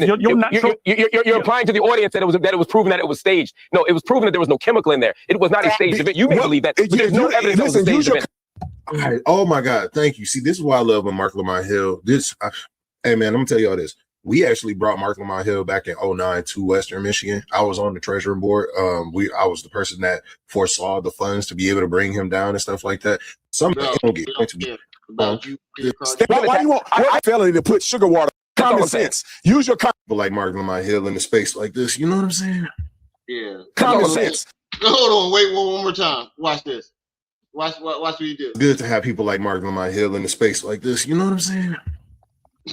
It's why it's good to have people like Mark Lamont Hill in a space like this. You know what I'm saying? You know what I'm saying? Hey, bro. Hey, bro, you asked for this shit with this Cartier shit, bro. You definitely asked for this. You overdid the Cartiers. Like I said, I fucks with your channel, bro, but you really overdid the Cartiers. Common sense. Use your common sense. Why would a guy stand up and commit a felony to put sugar water on somebody? Because people often mention Hill. What is sugar water going to do? Mark Lamont Hill, what is sugar water going to do? I'm answering you. I'm answering you. I have been attacked at events with people who had powder substances. The powder would turn out not to be a chemical. I can assure you I didn't stage it. Sometimes people who are not well do things. Sometimes people do things to intimidate you. Sometimes people do things to create a distraction, as you know, as a security person or as a law enforcement officer who does done security. I'm telling you that just because someone doesn't have a chemical agent with them doesn't mean that the person who was the victim staged it. That's all I'm saying. It does not. You don't have any evidence that it wasn't staged. I'm giving my perspective based on. Hold on, let me finish. I'm giving my perspective based on what I've. Yeah, but your perspective is always a biased perspective against Black people. This is what everybody on this, even there's 3 white folks on this panel right here. And every last one of these folks is trying to tell you, you are biased against Black folks.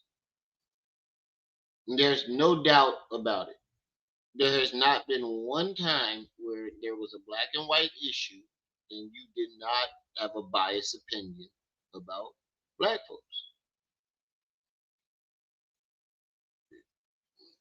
You said it was I proven. didn't just make up. Right, but you said it was proven that it was staged. I said it was proven that it was staged. I said it was proven that it was sugar water and it wasn't a chemical agent. I said it was proven that it was sugar water, it wasn't a chemical agent, which aligns with what I'm observing when it happened to her. If it was another scenario, because I don't give a flying flip if it's a Republican or a Democrat. If the scenario looked fake, it looked fake. What are we talking about?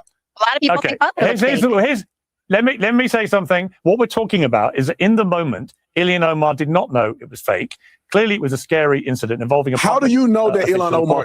They have not concluded the investigation into what did Ilhan Omar. So there you go. So you're basically saying it's staged. So here's my point, Brandon. I'm saying that's what I believe it is.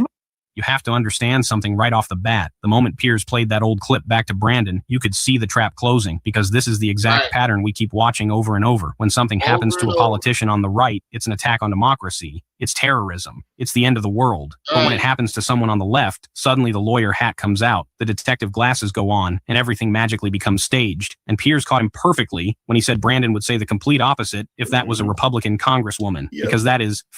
Right. He definitely set up a crab trap for that motherfucker. He fell right into it. Fucking idiot. And same thing that Nancy. We keep seeing the same thing. Oh, see, this is why I believe that the white folks is done with him. This is the first time you fell into a crab trap. And they probably was the ones setting it up, either to get rid of you or to test to see if you were good enough to pass to the next level. Obviously, you didn't pass, my nigga. They gave you a chance with this one. You failed. And then they put you on Nancy Grace and you double failed. Oh yeah. You out of here. Bloop. Hey, yeah. I don't know how to say this, but well, break it to me smooth. Yeah, you know the Nancy Grace interview. Oh man, it quite wasn't what we was looking for. I could do better next time. Well, you know, we already gave you a chance on Piers Morgan, and you failed that one. But hey, look at the bright side, buddy. We paid you. You know, you can take your money and just, you know, go wherever you go, you know, but after doing further reviews, we have to cut ties, you know. I wish you the best, buddy. They got rid of his ass so fucking quick. Oh man, this is the best, one of the best downfalls I've ever seen. Factually, what would happen? We have years of evidence. We have receipts. We have documented patterns of right-wing commentators flipping their entire moral framework based on which party the victim belongs to. What killed me is when Brandon doubled. I gotta go. And here's the spec. With established political comments based on that. We've all got to move away. Here's exposed it brilliantly. My point. Here's my point. We've all got to move away. Here's my point. We've got to move past the stage where we view every attack on a politician as no one believes every attack on a politician. Right? I didn't think Pelosi was staged. I didn't think the Pelosi attack was staged. I didn't. If it looks like it's staged, then I'm going to say this is what it looked like. And I gave an articulable reason why. Her behavior, her mannerisms, the fact that he. But you would never have done.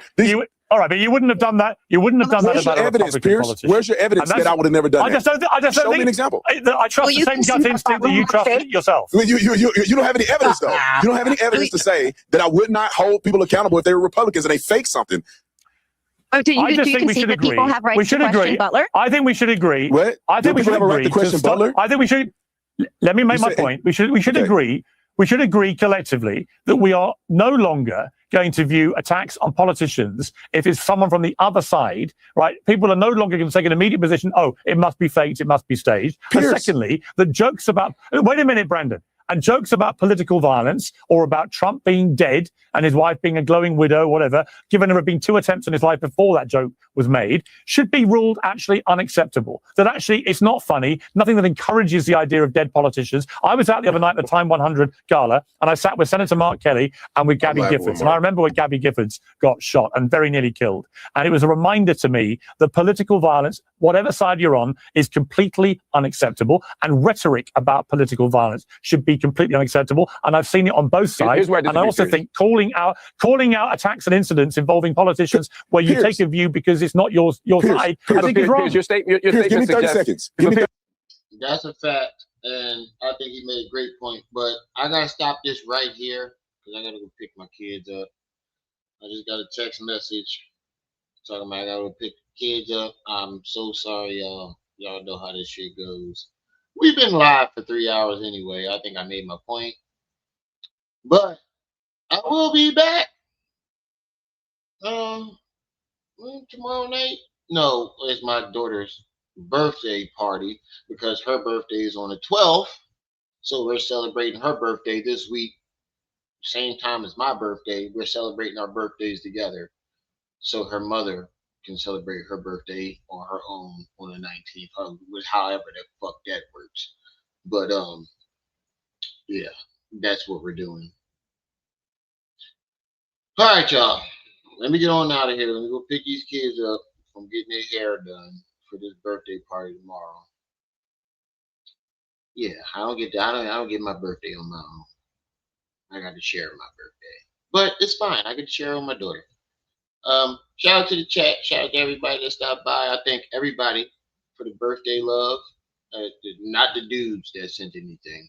I don't think if any dudes that sent anything, you can disregard that. But all the women that sent me something, thank you for the birthday love. I appreciate it.